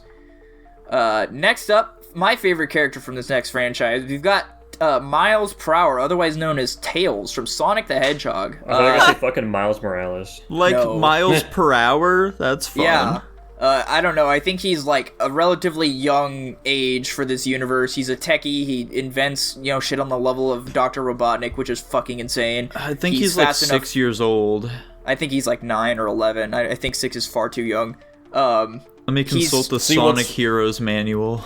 He's What's for fun real. about that is Nico is saying it because he's actually researched this before, and then Dylan's saying, well, the vibes don't match, so... Well, no, because Nico said the fucking Sonic Heroes manual. That's not off base because that's where I read it. Okay. Anyway, he's fast enough to keep up with Sonic. He can fly, or I guess, well, can he fly or can he hover? I've never really. It depends. Ooh, it's like Yeah. right in between Dylan. He's 8 years old. Damn it! There you Oh go. well, that and does. he can build a fucking World War II bomber plane. Yeah. Yeah, for real. Knuckles he's is 16, apparently. Who is? Yeah, and Sonic's like 25 or something like that. That can't be true. I'm pretty sure that No, is Sonic true. is 15. I don't. There's no way. Anyway, it doesn't do you matter. mean Literally there's- doesn't matter. I think Tails is incredibly useful, if not on the verge of GOAT. He's incredibly mature for his age, and you know, extremely inventive. So, Is Tails the autism representation we always wanted? no, I think that's Knuckles. He does have a built-in fidget toy. God damn. I'm gonna go pretty good. Yeah. Nico, Jackson, what are you guys thinking? Dude, my favorite part of the Sonic Heroes manual is where it says the Eggman is a feminist. Yeah. That's Why- how you know he's evil. Why did he say that? Jesus. Oh. I think we met anyway. Just include his bio. So we've got a pretty good. What else? Yeah, I'll put him in useful. There we go. Pretty good, I guess. I don't fucking know. I'm also gonna say useful, so I'm gonna default to the higher power. Sounds about right. Next up here, from the Final Fantasy XIV franchise, I don't remember who this is. Thancred, one of the Holy shit, scions does he have a gun blade? Yes, He he does. is in fact a gunbreaker, which is the Fucking tank sweet. class. He becomes evil at one point and is like possibly part of like the most evil organization in the entire game. And then you Jesus, fight spoilers. You fight, well, it's not like you were going to play anyway. You fight to free him, and yeah, he's one of the scions of the Seventh Dawn, which means he's become a master of what he does. So he's a master gunbreaker. Extremely powerful, extremely good dude. A really good leader. I don't know if I'm missing anything, Jackson. Please tell me more. I like you giving the explanations of these characters you don't really know that much about. The tried big to. thing here is that he's an Archon, a Charlian Archon, and they are basically masters in one field or particular. Specifically, his is espionage. He's constantly doing like covert like fucking missions, sneaking into places, stealing shit, things like that. There's conflict with the Garlean Empire, and he's really good at going sneaking into their fucking bases and destroying stuff, that type of thing. He's also he's just a fucking badass dude. He's got a fucking gunblade. Come on. Yeah, for real. I'll put him in useful. I think he's a tier below Grahatia, but he's still pretty fucking cool. Yeah, Big I fan agree. of Thancred. I'll agree with useful. Yeah, sure. There we go. I'm surprised Nico did not throw him into antagonist. He seems cool. I I mean, like that he was fucking just fox boy. What was that shit? Foxboy. Grahatia, my goat. The cat, the Mikote cat guy. Anyway, moving on from the Danny Phantom franchise yet again. You've got Tucker Foley. He's the techie of the group. Nerd. Big Nerd. coward. Why was there like a trend during this era where it's like the black character is like the nerdy tech guy? They're trying to get black people to be the nerdy tech guy. Oh, okay. Yeah. That's when people still wanted the black community to improve. Oh. What's funny is he's also the dumb character somehow. Yeah, he's like the so smart he's dumb guy. Yeah. How did two Danny Phantom characters wind up on this tier list? I don't know, dude. Dylan I likes think I was Danny running out of Phantom. ideas. Dylan, so am I correct in saying not all of these are ones that we personally chose? You also just threw on some random ones? Yes. Right. Just say this seems like a lot more than 20 or however much it would be if it was just the ones we picked. Yeah, that is true. Tucker is objectively more useful than Sam, but not by much, I guess. So Yeah. I'll go pretty good. Yeah, I'll I'll say also pretty say good pretty too. good. What the fuck is his weird ass hat? It's a backwards know. baseball cap. It's It's not a a baseball do-rag. cap though. There's it's no not a way that's a do-rag either. do-rag, dude. It looks so fucking weird. It's like one of those scholarly hats or whatever, or like whatever they wear in like There's Ireland no or way something. that's what it is. It's like, like the ones they wear in Ireland, it's got like the bulb and then it's got like the brim still. I don't really know I how need else to describe it. see him like rotate it around or something. I need That's to the see thing, more dude. about how this hat works and functions. He never rotates it. That's how he wears it all the time. He's pretty good, I guess. I don't fucking know. There we go, right next to Patrick. Get out of the way, Alphano. Very Good very down under the similar pig. usefulness. Next up, we've got Uncle Chan from The Adventures of Jackie Chan. He knows literally Fucking everything. two Adventures of Jackie Chan characters get on this list. Listen, dude, I looked up a fucking list, and that's as easy as it was. Understandable. What can I say? He knows everything about the talismans. He's very knowledgeable about a lot of things. He's very good at martial arts. He's like the dark horse of the group, where you're like, oh, he's some old man, and he kicks your ass with like chopsticks. What can I say? He's pretty fucking goated. He doesn't seem like it, but he's pretty up there, dude. Not gonna lie. Guys, this is totally unrelated, but I like the antagonist here because it looks like Dwight is just terrified of this fucking robot thing. I didn't notice it funny. before. Look at that. That's funny. What are we thinking of Uncle Chan, guys? Come on. Pretty good, I guess. I don't fucking know. Damn. Nico? Damn, that's pretty good. That is pretty good. But He's damn. halfway up the tier list. I think he's all right. I can't All really right. recall. Does Grandpa actually like? I know he can like fight and stuff sometimes, but like, does he actually know things? Yeah, he's literally the one that's teaching Jackie Chan in the show about everything. And he's like often Okay. coming up with the solutions to their problems. Alright, I'll go useful. Okay. I think that lands in useful. Based on my calculations. Watson? We've got by far probably the epitome of companion. The companion of companions. fucking We've goated. got Watson from Sherlock Holmes. I saw some guy in a fucking bowler cap and I knew. Dude, this guy, I don't give a fuck about him as a character, but I guess, yeah, sure, he's probably the GOAT, I'd assume. In some renditions, he's the guy who actually knows things, and Sherlock Holmes is just lucky or something. So that's my usual depiction of I don't think that's Watson. the typical depiction of him. Sherlock's I'm not saying like the typical fucking, one, that's my... what's the word for like an autistic person that's like, he's not like a quant. I don't know. Savant? Yeah, savant. Sherlock's like a savant. He just kind of like fucking vibes things out. Yeah. Watson's more by the books. I don't know. I guess overall, between all the renditions of Watson, I'd say pretty good.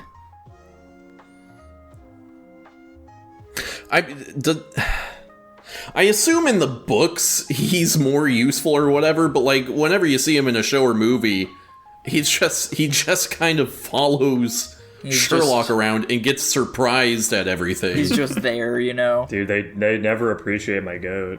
could He's say- just the dummy that gets everything explained to him. Yeah, you could he's, just say he's the he's audience there. surrogate. Yeah. I'm pretty sure in the books he's like a medical doctor, and so he's able to do that shit or something. Maybe. So I'm putting it pretty good. Tanner, what? Yeah, I'll sounds agree like- with pretty good. I like that Okay. one Sherlock Holmes game where, like, whenever you're not looking at him, he just teleports to wherever you're not currently looking. Huh. It's pretty fun. Nico I Jackson, think I'll what'd you go guys with say? he's alright. Alright, okay. Jackson? I was the first one to say I called him a GOAT. I think that still lands there. Next up, ironically enough, timing-wise, we've got Waylon Smithers from The Simpsons. I don't know, adults in this universe are just generally dumb, and he's kind of just the scapegoat and also the guinea pig for, the guy. And he's gay. The guy I can't be bothered to remember the name of because he's an evil Burns. piece of shit. Mr. Burns. Yeah, that guy. Isn't he just like an antagonist most of the time because of that? Burns is kind of a fucking terrible human being. He And is. he's just his henchman. He is the He, epitome like- of everybody's thoughts of a CEO in our minds. He's a complete pushover and will do whatever Burns tells him, but he will sometimes like try and covertly do the right thing. Yeah. He's also madly in love with Mr. Burns as well. Yes. True. Do I want to For lower some it fucking here? reason, dude. He's trying to get that will, dude. I get it, actually. Mr. Burns is his father figure. I'll put him in pretty good then, I guess. Ooh, Smithers. Ooh. Oh, jeez, Mr. Burns. Oh, Mr. Will you Burns, put it you're inside me? looking pretty good today. I just want to sleep in between all of your wrinkles, sir. I'll put him in. He all right. Yeah, that's I right. think I'll agree with all right. Jackson. I'm still sticking with antagonist. Fuck Smithers. All my homies hate Smithers. I like that meme of him crying as like half naked girls are dancing around him. True. You use that a lot. Yeah, it's pretty fun. I don't think I know what you're talking about. Moving on. And a companion as old as time. We've got Yoshi from the Mario franchise. Dude, I what like can I it when you're say? like riding on the Yoshi and you like jump over a chasm and then you jump off the Yoshi so you can make it across the That's- chasm. That's Awful. fucking badass, dude. This is a GOAT. He's got increased jump height. He can fly, kind of. He can eat fireballs and spit them back out. He can really eat any enemy and spit them back out or turn them into an egg. He throws eggs as explosive projectiles. He can turn We into all an know who egg. Yoshi is. I main him in some Dragon Ball, some Dragon fucking Ball, Smash. okay. He's in Dragon Ball Fighters. He's pretty good there. Yoshi's pretty fucking goated, dude. I love Yoshi. Oh, fucking, can somebody mod Kid Buu to be Yoshi instead? Thank you. That would be great, actually. Yeah, I think alright, he's so the we've got- GOAT. We got two goats, even though he's a dinosaur. He's, you know, what are you two saying, and why is it goat? Who are the other two? Because I already said GOAT. There we go. Tanner? The thing is, he does just kind of boil down to a vehicle. I mean, I don't- Yoshi is the he one has who says sentience, Mama dude. Luigi, right? I'm gonna go useful. Okay. Too bad, Bozo, he still goes in goat. Okay. All right, and last, but certainly not least, probably Holy the shit, is that goatiest Y'shtola? goat of all the goats in any game ever. At least that's what Jackson would like to believe. We've got Y'shtola from Final Y'shtola. Fantasy XIV. This is her after, like, I don't fucking know, like, what, Heaven's Word? All sorts of shit happens to her. TLDR of Y'shtola, in terms of like combat prowess, she's also another really strong black mage. She also has, she can do fucking like restoration magic too, like a white mage. She's really fucking smart. She's cracking a lot of puzzles. She's working on some like interdimensional travel bullshit. She's just an insanely useful addition to the Scion. She's also an Archon, like Thancred. I think hers is just for like fucking studies though. I don't think she's like fucking, you know, specialist or something like that. She's just like insanely fucking smart and also incredibly powerful in lore. What's her personality like? Bubbly. She's kind of like she's not like haughty, but you know, she's like a confident, smart woman. Okay, what's her cup size? Dude, I don't fucking know. She's max boob size on Makote's. That's probably like a B or a C, I would say. I'll go pretty good. Dude, you can't see it. She's pretty hot. You can't see it, but she's dripped the fuck out right now, too. True. I'm gonna say I think goated. I'll say she's the goat. Why not? I was gonna. I also say she's the goat, dude. Makote's sweep for me on these. Yeah, fuck Final Fantasy Tanner's characters. pretty good. I'm gonna ignore that. She gets goat status because she deserves it. Yeah, she does a lot for the characters in the game. Anyway, so there we have it, boys. That is our companion tier list. It panned out just about exactly how I imagined it would. Guys, I have some shocking information real quick. You Holy just busted a smokes. nut. No, Tucker Foley is 6'5" and 227 pounds. What the fuck? Where did you pull that information from? Who The is Danny that? Phantom fan wiki. That's actually insane. Because I'm also pretty sure Danny is taller than him, so what the fuck does that mean? You should be in the it's, fucking NBA, is what that means. Let me see what it says Danny Fenton is. There's What no the way fuck? he's 6'5" and 220. There's no way. Everyone's just like Danny- super tall. Danny is 6'12" and 138 pounds. 6'12" is literally Like, 7 well, foot. This wiki is full of shit. Yeah, something is wrong. I here. checked The calculations of Guru saying he's 12 feet tall. Yeah, immediately discredits by the fact that they can't do measurements properly. Yeah, I think the wiki aspect of this wiki is being taken a little bit too egregiously. Yeah. Now, if you boys were to choose, I guess, to wrap this all up, out of the goats, which would you choose as your goated companion? Y'shtola. Ooh. Grahatia. Well, I mean, I'll let you have that. He's not in the goat tier, but I'll let you have that. Dude, he's a goat in my eyes. I'm surprised you voted for him as a didn't goat. choose the Y'shtola as well, to be completely honest. I mean, if we're going with the ones in the goat, then absolutely Y'shtola. But Grahatia in general is a much better companion than Y'shtola. She's much more independent. Graha likes the character a lot. That's you know I think what? it. Go on. I Dan. think it'd be funny if I had Pikmin following me around. Yeah. That would be fucking hilarious, dude. I'd love that. that would be pretty good. Not gonna lie. I think Be a if I little was to annoying. choose, I'd probably go with Ghost. Surely from the utility of having a ghost. But you know, Tanner, would you pay $100 if you now had a fleet of Pikmin following you and you could just like pull them out of the ground whenever you needed to?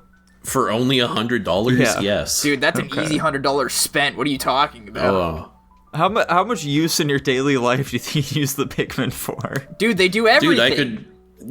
I could fucking like when I drive Hey, to find South my Carolina remote for me. Yeah, exactly, stuff like that. Or when I drive to South Carolina, I get out of my car, go to the nearest patch of dirt, pick a bunch out. I'm like, hey, unload my car.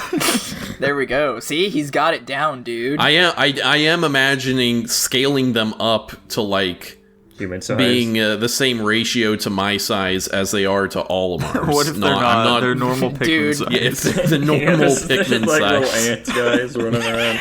That'd be funny. that's dramatically less useful. They Yeah. could do some cooking for you. Like they struggle getting a battery at that point. Dude, Yeah, they'd be exactly. a crazy toy for Sandwich, dude. Think about it. Oh my god. She'd get fucking ballistic to play with the Pikmin.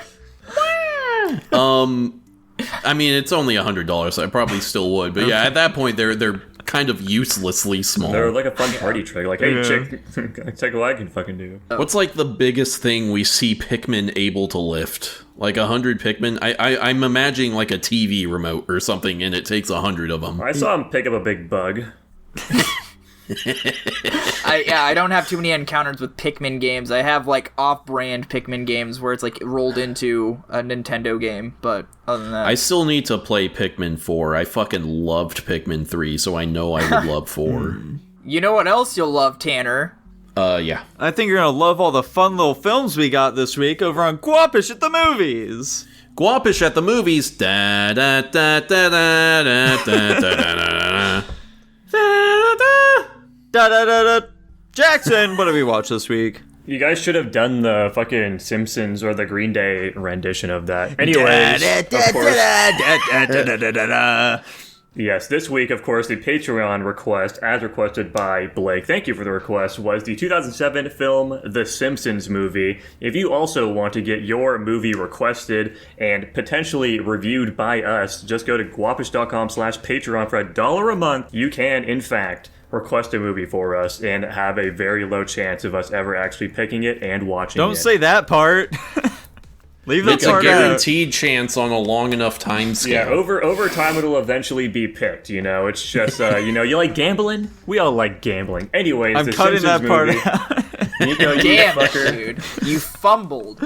The Simpsons movie, of course, is about the Simpsons family. We all know and love them. Tanner gets a fucking pig. He saves a pig, dumps a bunch of fucking shit into a lake. The whole fucking town gets, like, biohazard, big fucking dump cover in them. Simpsons get extradited, and then they come back and save the town by blowing up the dome, and the world's saved. Tanner, what's the fun fact? Fun fact, work on the script began in 2003, and it took them 158 drafts to get the final version. Yeah, this one was in the can for a while. They were constantly trying to figure out, like, okay, would this make a good idea for The Simpsons? No, not that. Camp Krusty? No, we struggled to, like, just make that into one episode. We can't do that. And, yeah, eventually, the stars aligned and they managed to get a fucking script ready for it. Guys, extra fun fact, the reference to them being domed is from an unpopular franchise that didn't go anywhere called Under the Dome. It's a Stephen King book. Yeah. Also, the show Under the Dome came out after this movie. That's unfortunate. Yeah. It's actually based on Biodome with Pauly Shore and what's-his-face. Well, guys, we're reviewing a comedy. Was it funny? No. It was kind of whatever. I don't really like the Simpsons comedy. Just a preface here, I watched The Simpsons for a very long time. My family had the tradition of just, like, we'd watch shows together after dinner every night, and The Simpsons, every time a new episode aired, we'd watch The Simpsons. So I'm very out Simpsons at this point. I don't really give a shit about them. It's The Simpsons, I guess. It's kind of just like dumb humor, and a lot of it's really fucking stupid. And Dude, when was the last time you went back and, like, watched the golden age of The Simpsons, though? That's the thing, though. I'm like thinking about it. I don't know if I've ever actually watched the golden age of The Simpsons, because when I started watching The Simpsons, I'm sure we were many seasons in at that point. You started like season 30. I started right when it stopped being good. No, I've probably been watching The Simpsons since like 2010, like 2008, 2010, in that area. I don't know what season we'd be on at that point. That's but I'm well past the golden age. That's definitely like getting into season 20 or so. Yeah, alas. So I've never actually seen peak Simpsons. I've only ever seen schlock. And so unfortunately, that's just all I think about when I think of The Simpsons, is just fucking schlock. Yeah. Personally, though, I enjoyed this movie. I thought that it did have like quite a lot of fun jokes. Just The Simpsons in general, just this town of Springfield. So many wacky characters. They have a lot of great visual gags throughout the film as well. Shit like the fucking when the dome is coming down, like all the people in church run out, and like the people in Moe's run out, and then like switch their locations. Very silly stuff there. I'm just fucking. By the way, fun fact for you guys.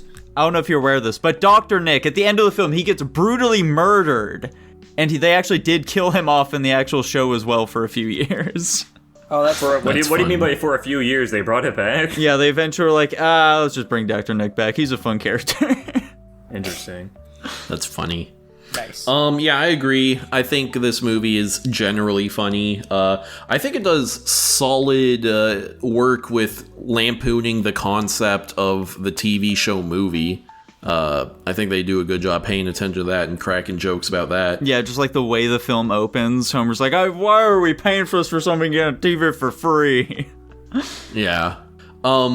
And I appreciate that at the end they do manage to make it a bit heartfelt, you know? Mm-hmm. They managed to have an actual character arc that I'm sure got wiped out by whatever episode came out immediately after that. Yeah, I was gonna say, I think the best part about the movie for me was just the emotional scenes with, you know, the themes of family, with fucking Homer reconciling with Marge after just kind of being a fucking asshole, as he usually is, and I'm sure with Tanner, the fucking next episode, he's immediately just like fucking drunk as a skunk on his couch or something. Oh yeah, they return to jerk ass Homer era. Apparently in more recent seasons, he is just like he's a big old softy. He's no longer a fucking asshole.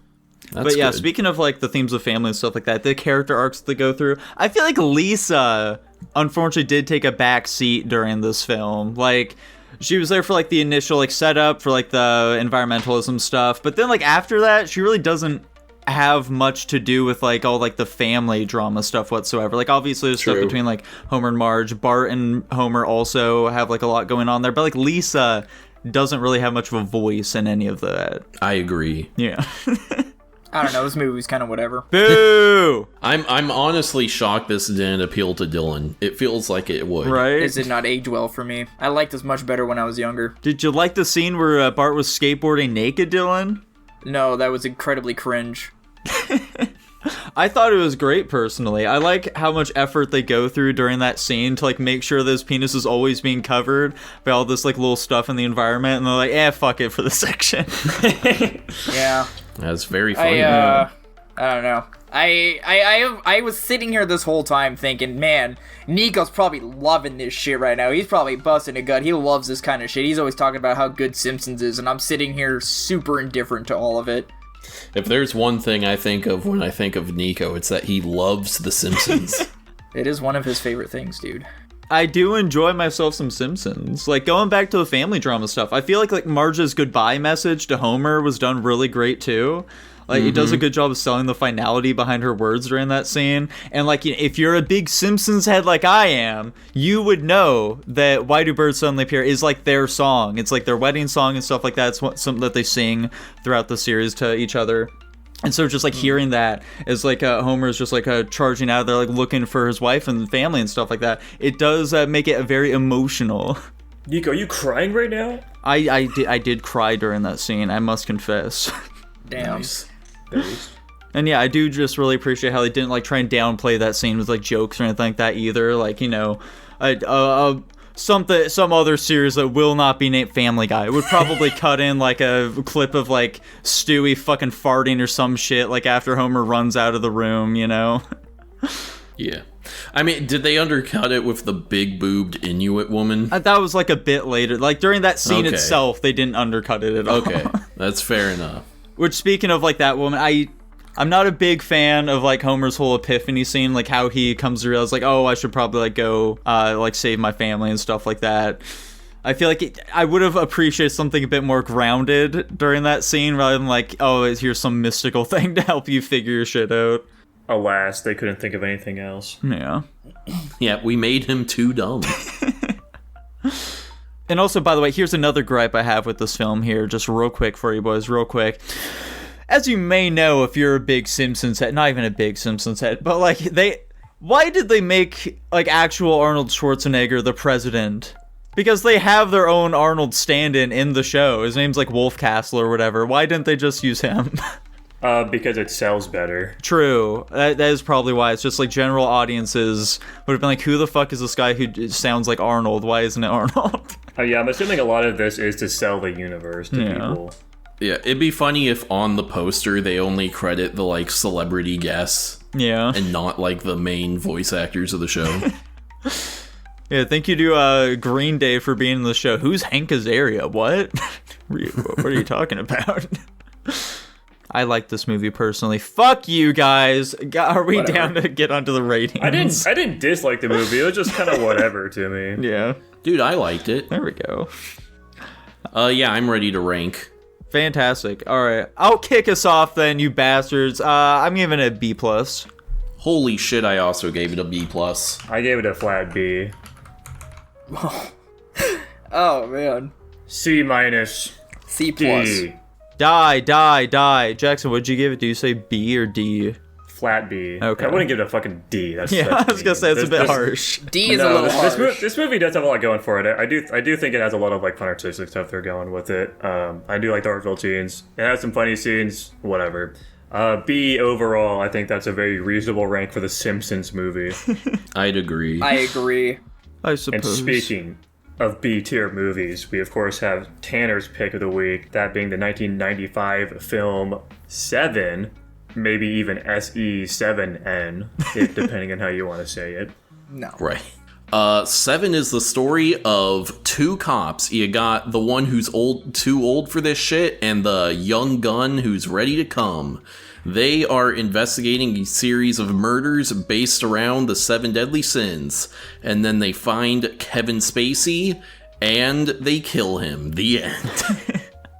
Fun fact, originally, Denzel Washington turned down the role of Detective Mills because he thought the film was too dark and evil. Oh. He later regretted this upon seeing the movie. That makes sense. You know, I'm not gonna say I called it, but you know, I think it's pretty ironic that last week I was talking about the 7 deadly sins and Charlie and the Chocolate Factory, and then we watch a movie that actually has the 7 deadly sins depicted in it. I think I'm fucking goated for that. Anyway, you guys talk about the movie. I want to hear it. That is a fun coincidence. Speaking on that fun fact, I'm kind of glad it turned out the way it did. It would be interesting to see what Denzel would have done with that role, but I really liked Brad Pitt's character in this. Wait. And overall, the acting's just really good. Like, both Brad Pitt and... why are you looking at me like that, Dylan? Denzel Washington was supposed to play Brad Pitt's character? Yeah, that's what I said. Oh, I get that you don't remember the names of any of the characters, but I like, zoned let's out. keep I up zoned here. out, dude. I thought you. I thought He's black, so he was gonna be the black In one. fairness, I also thought that he was going to replace Morgan Freeman. Yeah. See, I'm pretty sure I wrote down this fun fact. I'm like, I probably should specify Brad Pitt's character, but I know these fuckers. Anyway, Morgan Freeman, great performance. Brad Pitt, great performance. Kevin Spacey, we don't get a ton of him, and I've always heard that Kevin Spacey is an excellent actor and also a child rapist, but I just don't... I mean, he was good while he was there, but I would need to see more of him to really have a strong opinion. We literally saw like Do barely the a- Right Thing. You're like barely He a fucking did. character in this movie. We saw the scene of him in the yeah. backseat of the car, and that was basically all we really got from him. Yeah. If we had more time with him, I could probably form a better opinion, or even just like give him a really intense interrogation sequence or something. But it's an intriguing and well done story. Unfortunately, and it may have started with this movie. I have seen the crimes, but the 7 deadly sins thing many a time in other movies and TV shows. Oh, so you've seen that, but you haven't seen Thing Turns Out to Be Hell. Ooh, isn't it scary? No. Yeah, solid performances. I'll save my complaint until after you guys have said some stuff, because it's going to be a bit of a debate, I think. Oh. I guess I'll glaze this movie. I liked it. I think this is a very solid film. I agree with basically everything Tanner said. Actually, one of the aspects of it I liked a lot is throughout a lot of the movie, Brad Pitt's really fucking impulsive. He's brash. He's not like a super nice guy. And it can be kind of annoying. Like, I definitely wasn't a huge fan of his character early on. But after the ending of the movie, retroactively, I think it improves it a lot, just because it kind of turns it into like more of like a character study on these people rather than like trying to solve a mystery, which they never really had much of a chance with anyways. And, you know, in the end, it didn't even matter. But the guy fucking revealing himself, it turns into more of like watching these characters and trying to like reflect on maybe what the guy's motives were in the first place, which I think is quite cool personally.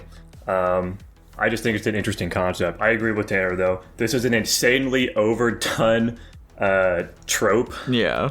I don't know if this started it. It probably didn't. No, I highly Yeah, doubt it. 95 seems way too late this for that to be the fucking- case, but like I don't know for sure. I can't think of an example of it prior, but I still think it's Dante's well Inferno, done. but like Yeah.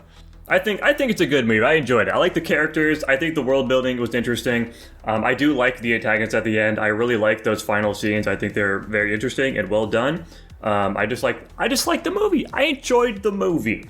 You don't hear that very By often the from way, Jackson. guys, speaking of impulsive, like Jackson said previously, I fucking forgot to mention I liked Brian Zimmer's score in the Simpsons movie, okay? I said it.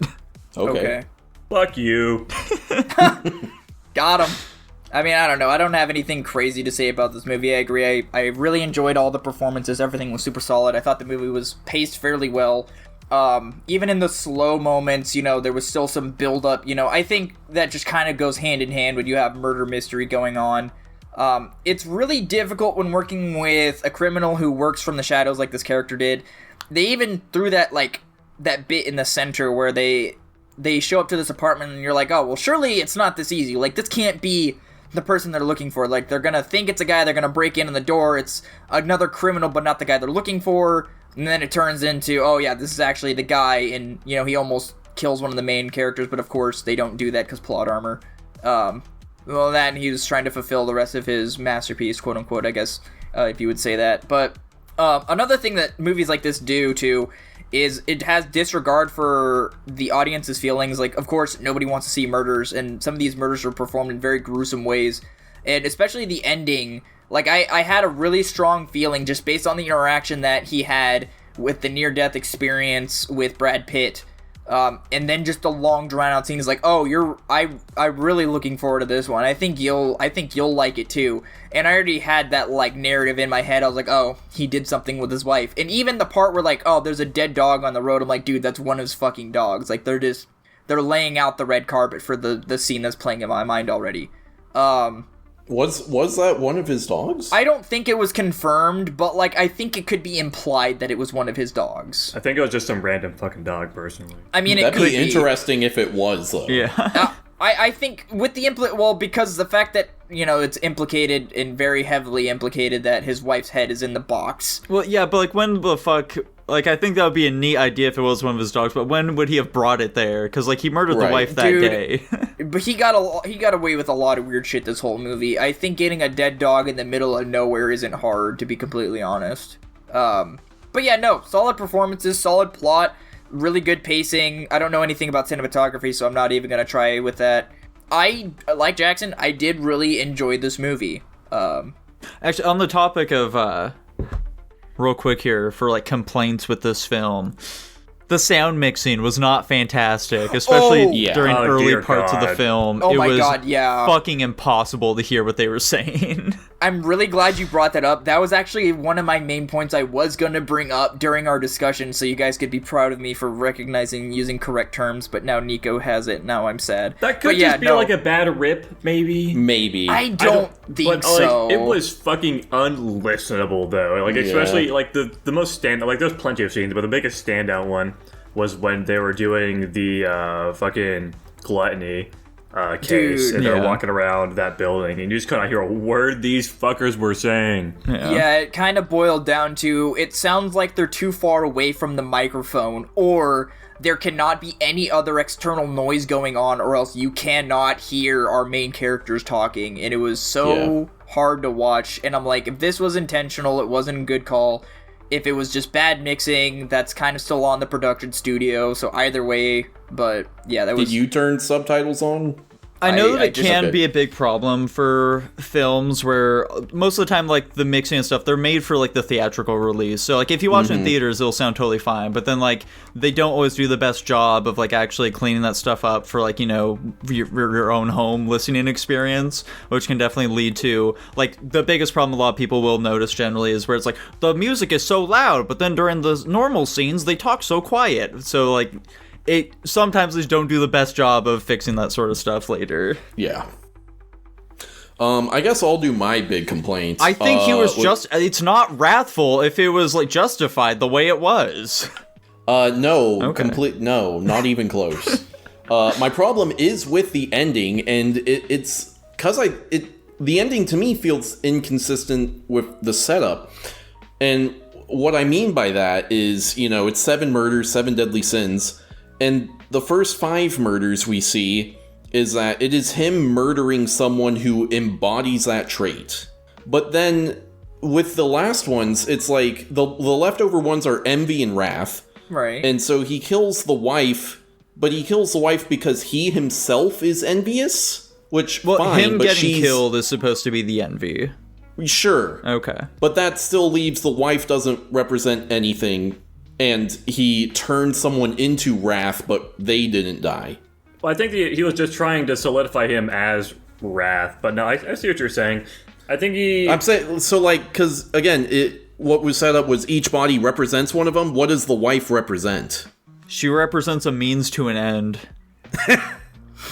But like, you see what I'm saying? That seems inconsistent with how he set up the first five. And maybe what that is it's like, oh, because they showed up at his home, he had to panic and like not execute his plan like perfectly or whatever. I can grant you that, but I think it could be that, but also maybe I'm reaching here and thinking a bit too deeply into it. But also, he is just a fucking psychopath, and I think you could just imply that he's like, he thinks he's on some fucking mission from God or something to do this like retribution. We don't even really know why he picked fucking Brad Pitt in the first place to like be his like target in the end.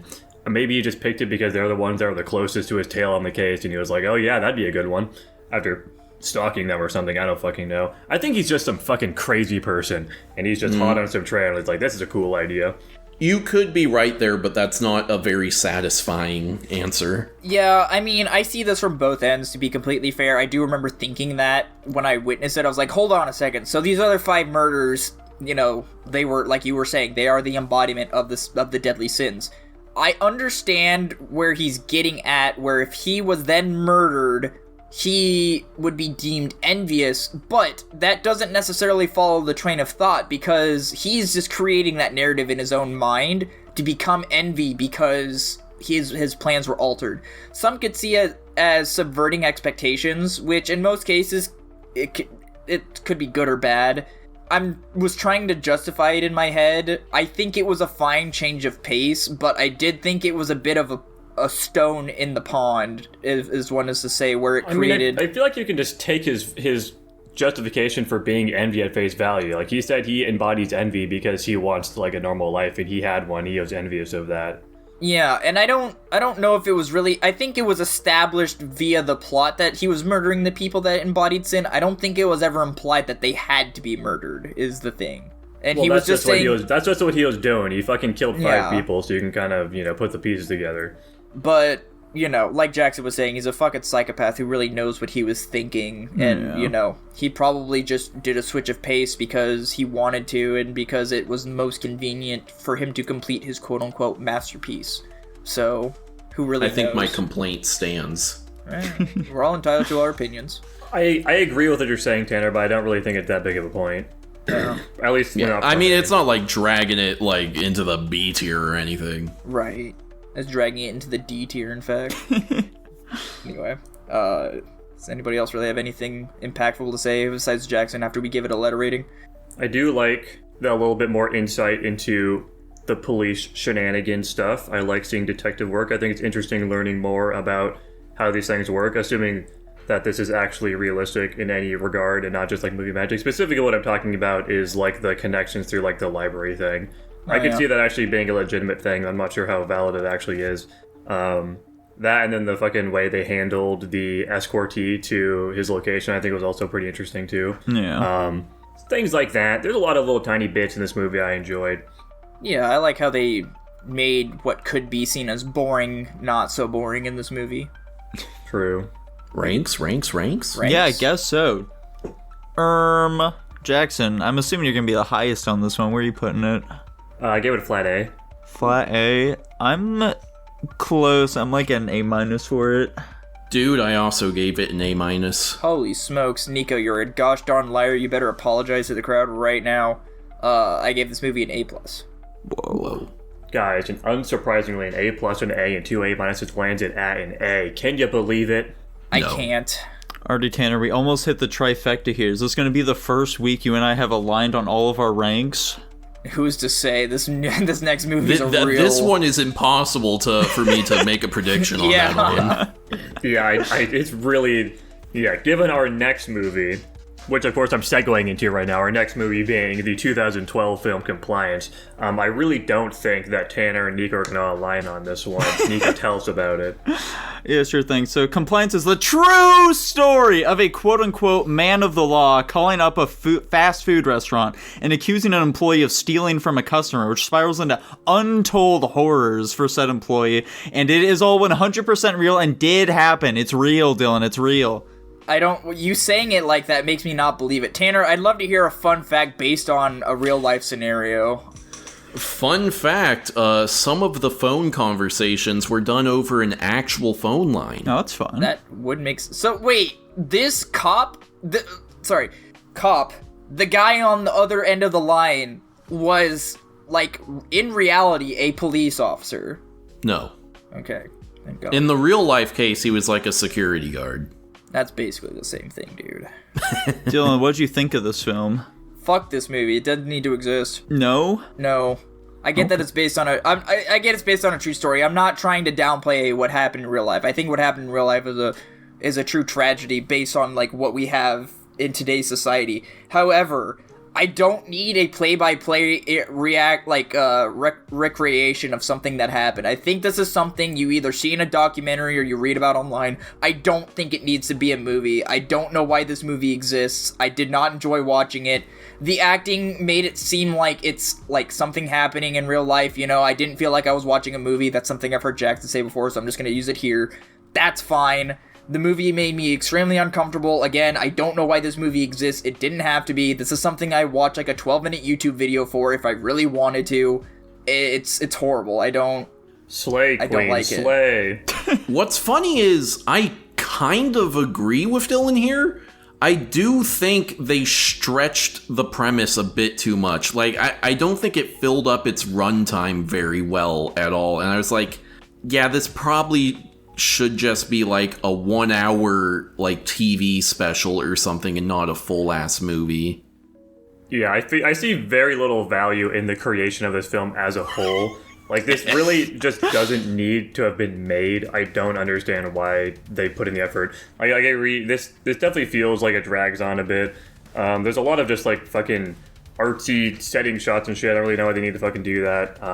Seems like they're just, dude, like, imagine this being like that girl and you go and see it in theaters. Oh my god. Or, like, the fact that they make, like, I can't imagine what her reaction's either vindication or complete disgust, and there's no in between. Anyways, back to what I was saying. The fucking, the whole cinematography of this film's shot like a fucking TV show for the most part. It doesn't really feel super inspired. They just don't need to show nudity. We fucking get it. She's stripped down. We don't need to see her fucking naked. It just seems gratuitous and stupid.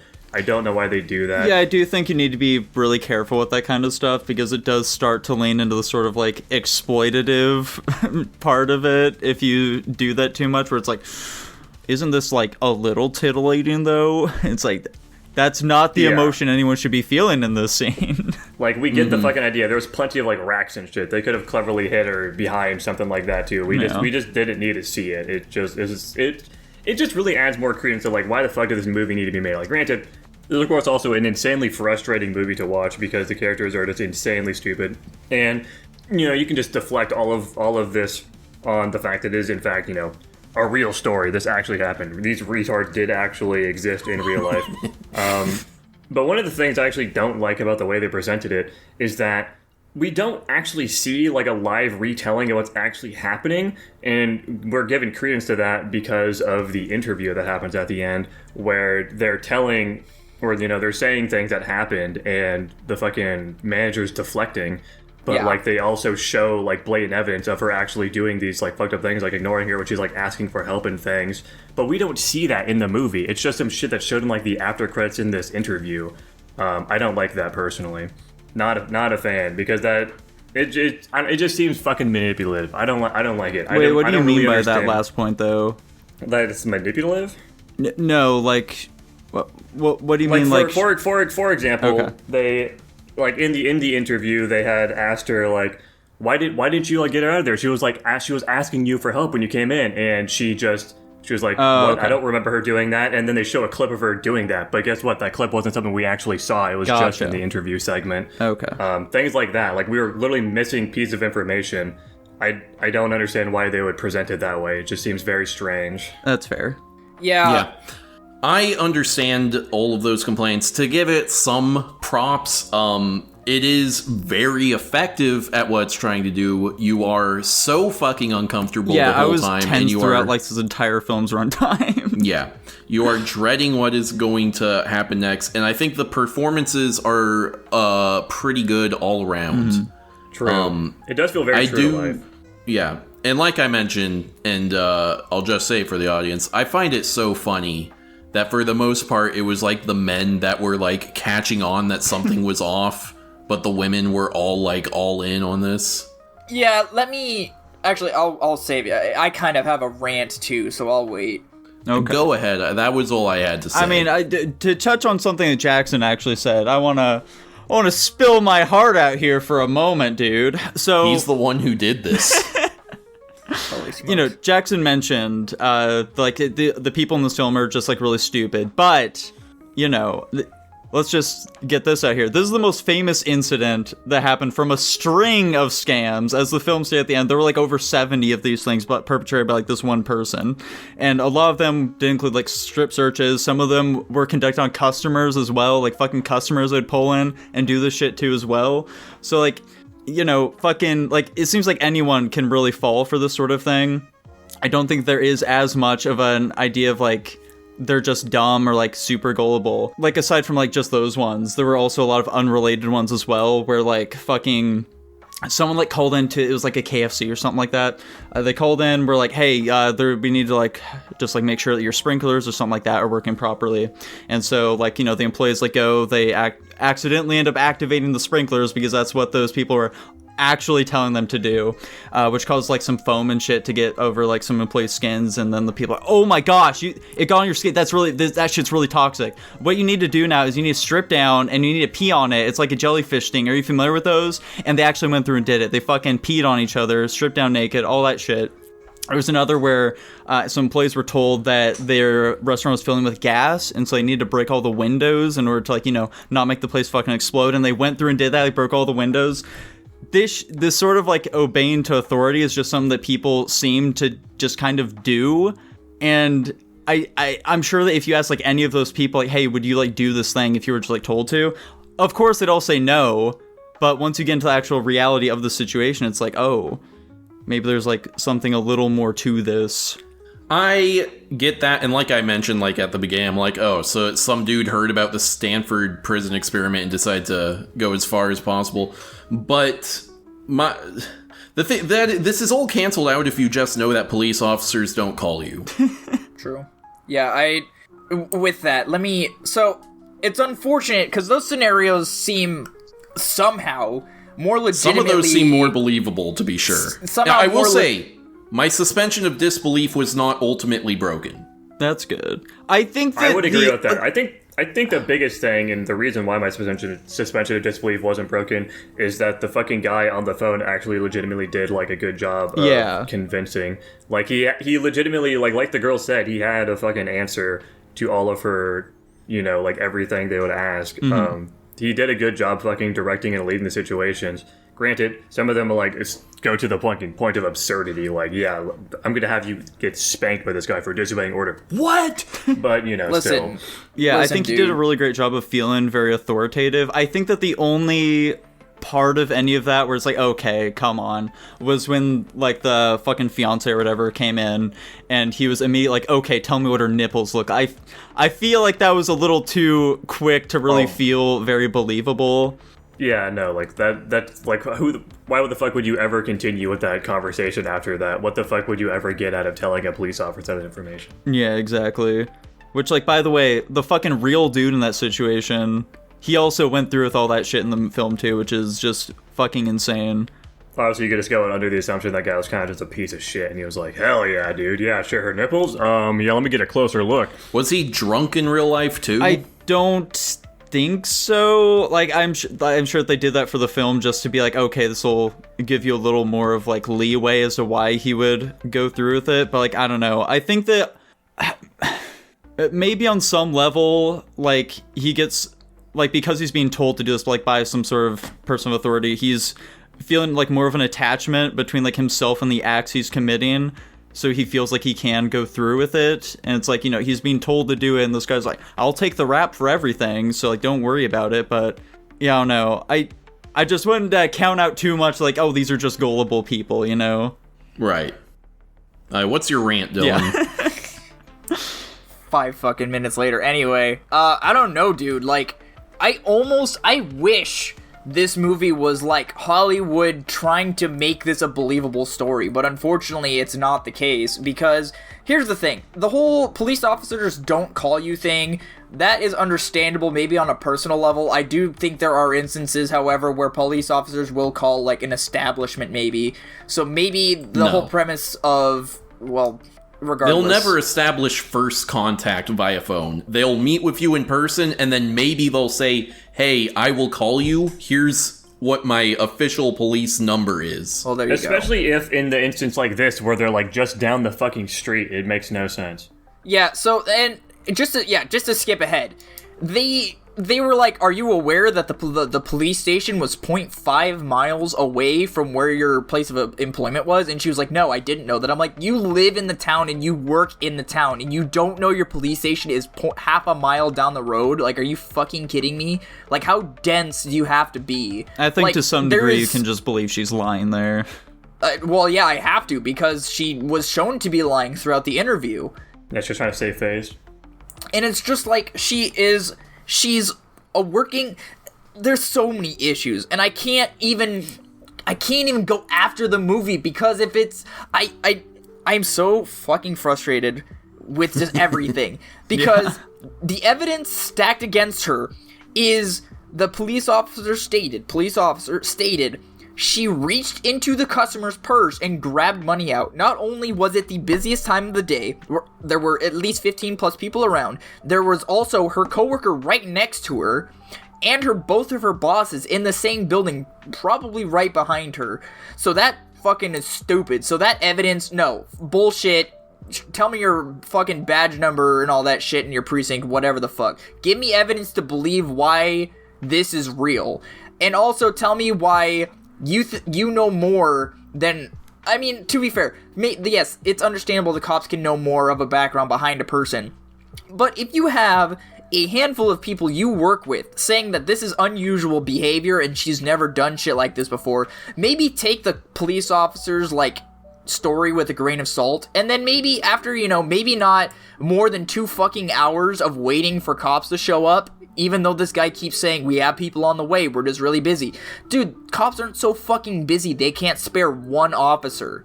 So that's bullshit too. Like, you're gonna tell me the shift started at around 8 or 11. It looked like by the time things were wrapped up, it was close to 6, 7, 8 o'clock at night. You're telling me that they waited for 10 hours for a police officer to show up after they were told that it was going to show up? And then plus, why, even if they aren't allowed to share the details of why she's being held for questioning or whatever the fuck, they're not gonna go over like, oh yeah, well, we searched her already, so that's fine. They're not gonna, like, conglomerate, come together, be like, oh yeah, well, I was already told to search her, and it's like, oh, that's weird, he also asked me to search her, and she was already naked. And well, it's like, easy for you to say these things, Dylan, when you're not in that situation, though, is the thing.